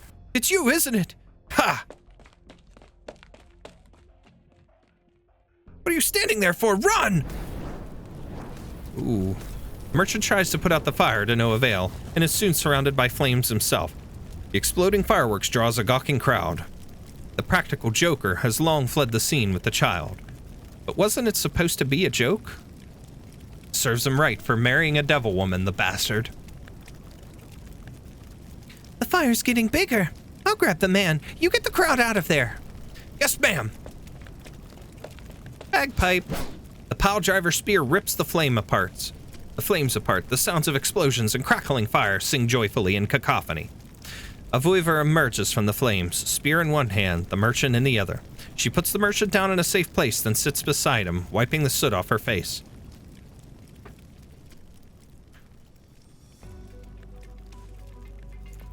Sorry about your stall. I think I might have... It's fine, don't worry. Fine. This is fine? She points towards the raging fire, with fireworks still leaping out from time to time. The gawking crowd continues to grow. A drunkard, seemingly oblivious to what is going on, pulls over an unsuspecting passerby and starts dancing. Okay, that's a little random. Under the setting sun is pandemonium, drunken singing mixed with angry yelling and mixed with the cackle of fireworks. This street has not been so lively since the Sarkaz took over. This is the very picture of chaos, but the merchant, who has already calmed down, begins to laugh. I haven't seen the folks so happy in a very long time. Brings back memories. But it's your stall that's on fire. You know what? I'm in a good mood today. Let's just call it a fireworks show for everyone. Between you and me, ma'am, my wife can finally leave the city tonight. No injuries, ma'am. Should we go after the troublemaker? Well, nobody got hurt. We've got a duty to handle anyone who commits an offense. Well, thank you. In any case, say, can you dance or play an instrument? What? Can't let good fireworks go to waste, can I? Maybe my wife will hear the commotion, my way of saying goodbye. I'm starting to miss wartime. Even working on the farm. Anything's easier than keeping the peace business. But hey, if everyone's happy, who am I to complain? Once she is satisfied that there is no danger, she lies down on a crate by the roadside, stretches, and lets the beams of the setting sun fall upon her face. Give me a haystack over this any day. Where are you, Chen Chen? Where are you? Why did you burn his stall? You said you were just going to snitch something. That shameless bastard's own fault for marrying a devil. On the bright side, maybe somebody's already lynched his wife. Whoa! Who the fuck are you? Now's your chance to run, kid. Okay. What do you want? Just doing a favor for a client. Maybe it'll bring in future business.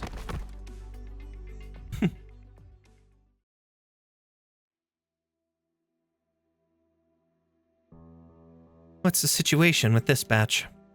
Coast is clear, and the head count checks out. No problem. But word on the streets is that Parliament is looking for you. Nothing they can actually do about it. Same as before. Don't cause any trouble. Speaking of trouble, there's a kid in this batch that's giving us a hard time. Why can't I see my dad one last time before we leave? This man says there's fireworks outside. It's Dad's fireworks. Shh, quiet. You don't want to leave either, do you, Mum? Sarkaz covers the child's mouth and holds her tightly, gazing up nervously at the woman looking quietly down at her. I'm sorry. She's just not used to this. Her father never left her side, even during the war. Our deal with your husband was to get you out of the city. The rest is not my business. If you want to stay, that's also your own decision. Ma'am, they're just scared because they've never been through anything like this. None of us have. Don't worry, I'll take care of the girl. She won't cause you any trouble. But where are we going? What about Dad? He'll come find us once he's taking care of things at home. I knew this day would come. The day the people from Kasdal came. You don't like the military commission. Isn't Theresis your legendary hero? I'm every bit the Londinier that you are. I've never been anywhere else since I was born, and I don't know no Theresis.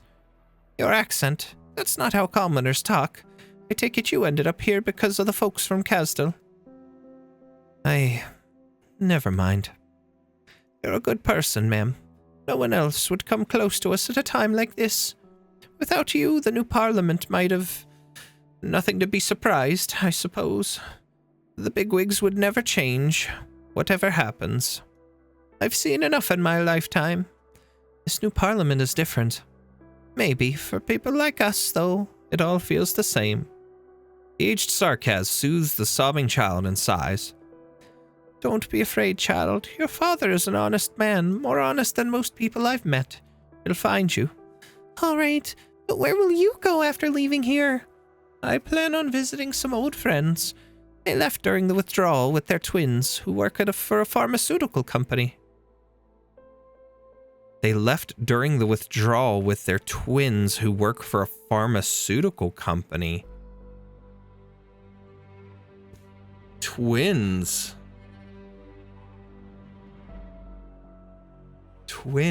Lava and hibiscus? No, they're not twins, are they? Anyways. Do you know them, ma'am? No, we have no time. You should get ready to leave. What is your name, ma'am? We will not meet again. Humor an old woman, won't you? I just want to thank you on behalf of myself and all those who are afraid of you. And I would rather not direct this gratitude to a code name that's ready to be cast aside any time. Allerdale. Beautiful name. Thank you, Allerdale. Allerdale, a name that should have been laid to rest in the Mausoleum of Kings. In the darkness, where even the passage of time became blurred, she had sought to die in the ruins of history, to be forgotten by all those whom she disappointed. Yet she was afraid to die, afraid to be forgotten. But when muddy water dripped from the hole that the steam knight left behind and fell upon her palm, she opened her eyes and saw light. What lay at the end of the light was life and submission again. Her hesitation may have lasted 3 days or 3 minutes. In the end, she made the same choice as she once did.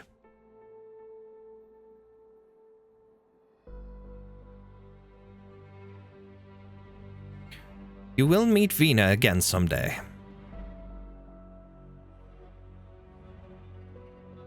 She recited it over and over in her mind and crawled quietly into the light.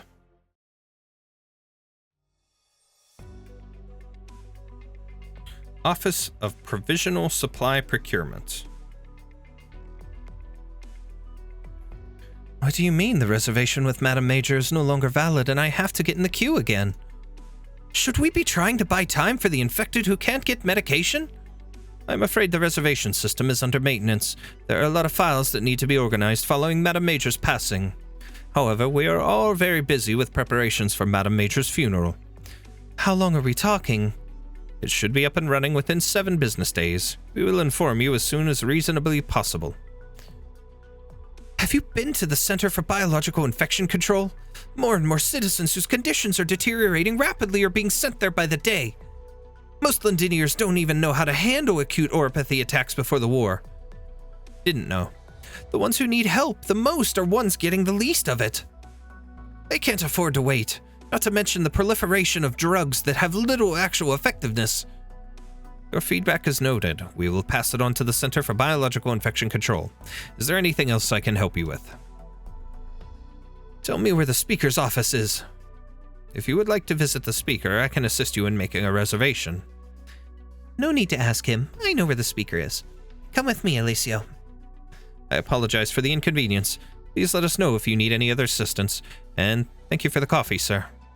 It is a very valuable gift. Aren't you furious, Diane? There is no way for them to behave. This is no way for them to behave.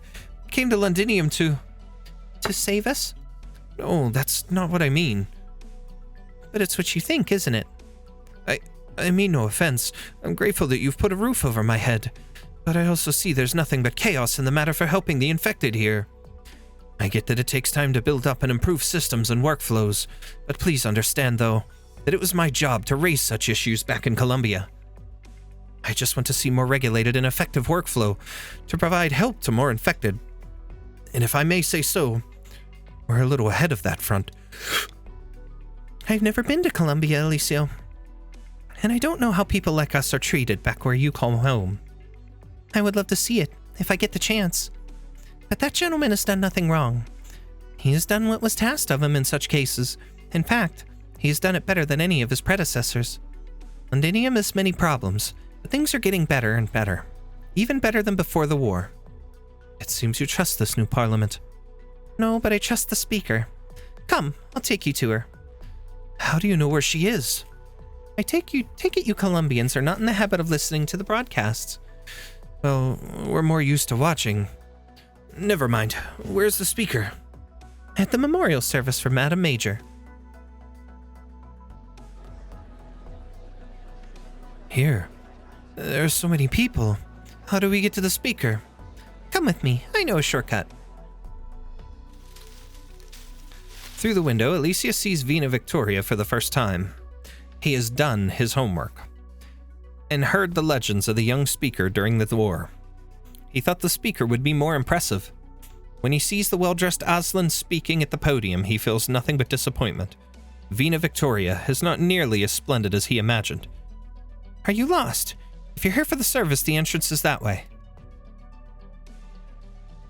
Would you like a hand, Alicio? Oh, thank you. Hey, how did you... I was the one who put the files on the Pure Heart Medical, and yourself on the speaker's table, long before you arrived in Londinium. So you know what I'm here for? Of course.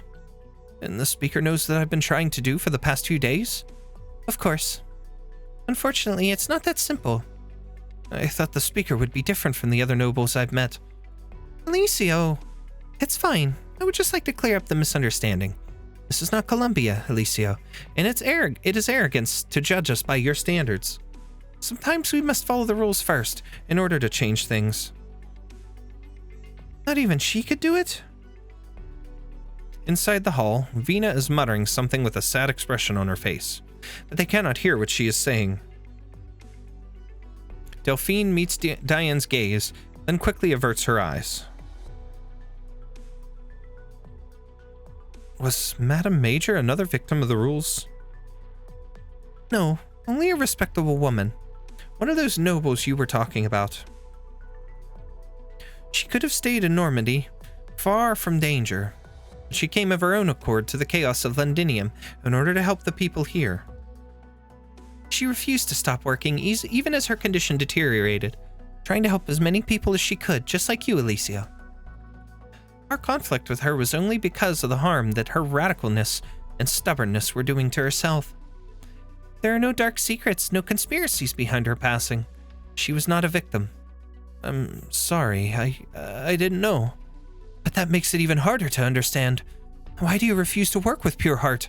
We're just trying to solve your problems. Are you aware that Pure Heart Medical is backed by the Colombian Department of Defense and the Maylander Foundation? Of course, the military and the Foundation have always been our main stakeholders. You are a good, respectable man. Feel free to come and find me if you insist on carrying out that responsibility. Oh, you are... Delphine Windermere. You may call me Delphine. Looks like your company has work to do when it comes to client research.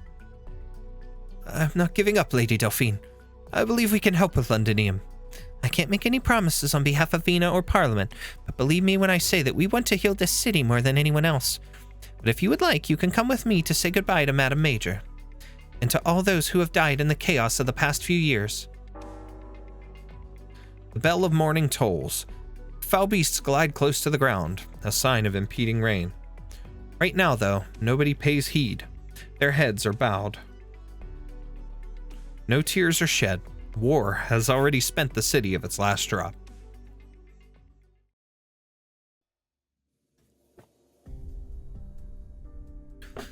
All leads point to this place being Milscar's hideout. Why are you still taking your time? Don't you think it's too easy? Besides, there's been rumors of unidentified Sarkaz activity here. Can't hurt to be careful. I say it can't hurt to have an accident or two. Good exercise. Why do you think I refused to help Morgan with her stupid paperwork? You're an uptight girl to come along like this. I thought you'd shut yourself up in the tower as soon as you came back. You really ought to be staying put at the ship, Hannah. How many times does medical remind you about your condition? Reminded you. The sound of bells echoes in the sky above the city, as if everything has gone quiet for a moment. The memorial service has started. Well, no time to wallow in sentiment. Let's go, Dagda. I don't want to get my arse kicked while I'm trying to wipe tears from my eyes. Sometimes I just don't know what to do with you, Hannah. What do we do if we run into Allerdale? Punch her in the gut and leave the rest for Vina to worry about. Who's there? I'm afraid you won't find her. It's not you she wants to see. Who are you? Ooh. The Rose Riverside's canoe. So wait, that's, You're reliable. The people around you And- are reliable. Man, how can everybody here be Telekina or so something, and reliable? Tekelina, something like that. She's gonna be a future operator, I know that much. She's available now in the CN server, but interesting. All right, that's a nice start. Let's collect our pending bills here. Or yeah, pending bills. All right, and let's wrap up for now. Ciao, Doctor. Okay, so quite the interesting start. A bit crazy and a bit hectic of some turn of events, because we have some flashback to the past kind of stuff, back to things that seem to take place either before or during the war in Londinium, the Londinium Crisis, the dealings with the Sarkaz, everything that happened in chapter 14, 13, and so on. And it kind of seems to be a build-up from basically chapter 9 at that point, when you think about it, because from 9 onward was everything in Victoria. It was the whole arc. So there's a lot to think about and to cope with the way this story is being told. But it's being told through the eyes, it seems, of the Glasgow gang and Allerdale and, everybody else involved with this major political pole, Rhodes Island's involvement, the Dukes and stuff like that. We have different viewpoints and things coming together here all over. But the sole focus of the story is, of course, Vina and the decisions she's making, how she's proceeding in order to take care of the city that she loves, the home that she's been part of for so long. And she's struggling to make sure that she makes the right decisions. You can see that, you can tell.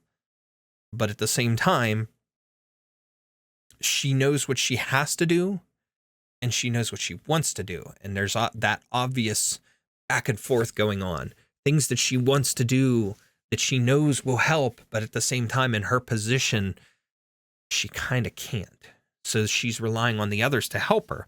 She's relying on Doctor. She's relying on the rest of the Glasgow gang, and relying on the support to be able to continue and do what she does.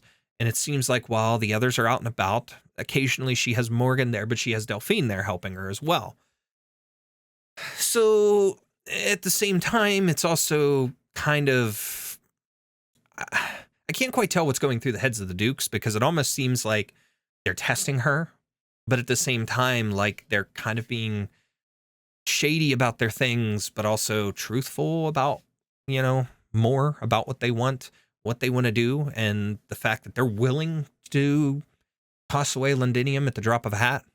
But at the same time, it also does seem like they figure if she can get it under control, if Vina can fix it, they have no problem keeping it. But the Sarkaz are still a big problem. And then you have the problem with Milscar or Allerdale, and the things that she's doing in the underground with the medicine and so on and so forth. But there doesn't seem to be this major issue. She appears to be the villain, you know what I mean? But she's not really. I'm not 100% on that. Because it seems like there was that little hint of a scene where she's still in contact with Vina. She's still on her side. And of course, she's trying to help the Sarkaz get out of the city and stuff without persecution, without problem. She's trying to save them from being killed and any more meaningless violence. It looks like it comes across that way, at least with her interactions with those people and with the wife and daughter and the old lady, in regards to the man that ran that fireworks stand. So there's some odd stuff going on, but the ultimate thing is there's a massive rebuild going on of Victoria, of Londinium in particular, after everything that happened with the war. And there's so many directions that this is pulling, especially Vina. But who knows ultimately where it's going to end up. But we're going to find out. We're going to dive more into the story and continue. The other thing that I found really intriguing was the fact that her teacher showed up there and spoke not only to her, but to Doctor. He showed trust in Doctor and asked Doctor to guide her and help her forward. He trusted Doctor, but he also told her to trust in him, that he will guide you in the right direction. When times are tough, look to him. So it was pretty cool. That was a pretty interesting point. The stages, the concept so far for the stages is interesting, but I don't know. I don't know how difficult that's going to become in the future, but we've got 7 more main stages to go, plus the epilogue story.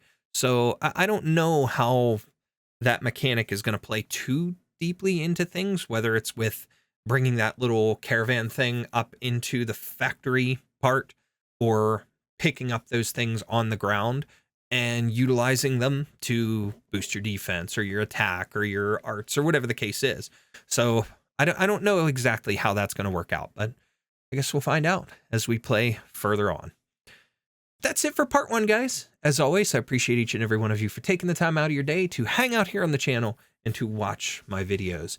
You guys are awesome. You're helping me to continue to grow. And the best ways that you can continue at this point are make sure you like the video and subscribe to the channel if you're new. That'll help me to grow further and help me to continue bringing more cool content like this to you guys and to reach my goals. With that said, that's it for the first part of Ending a Grand Overture. Look forward to part 2, and we will see you guys next time.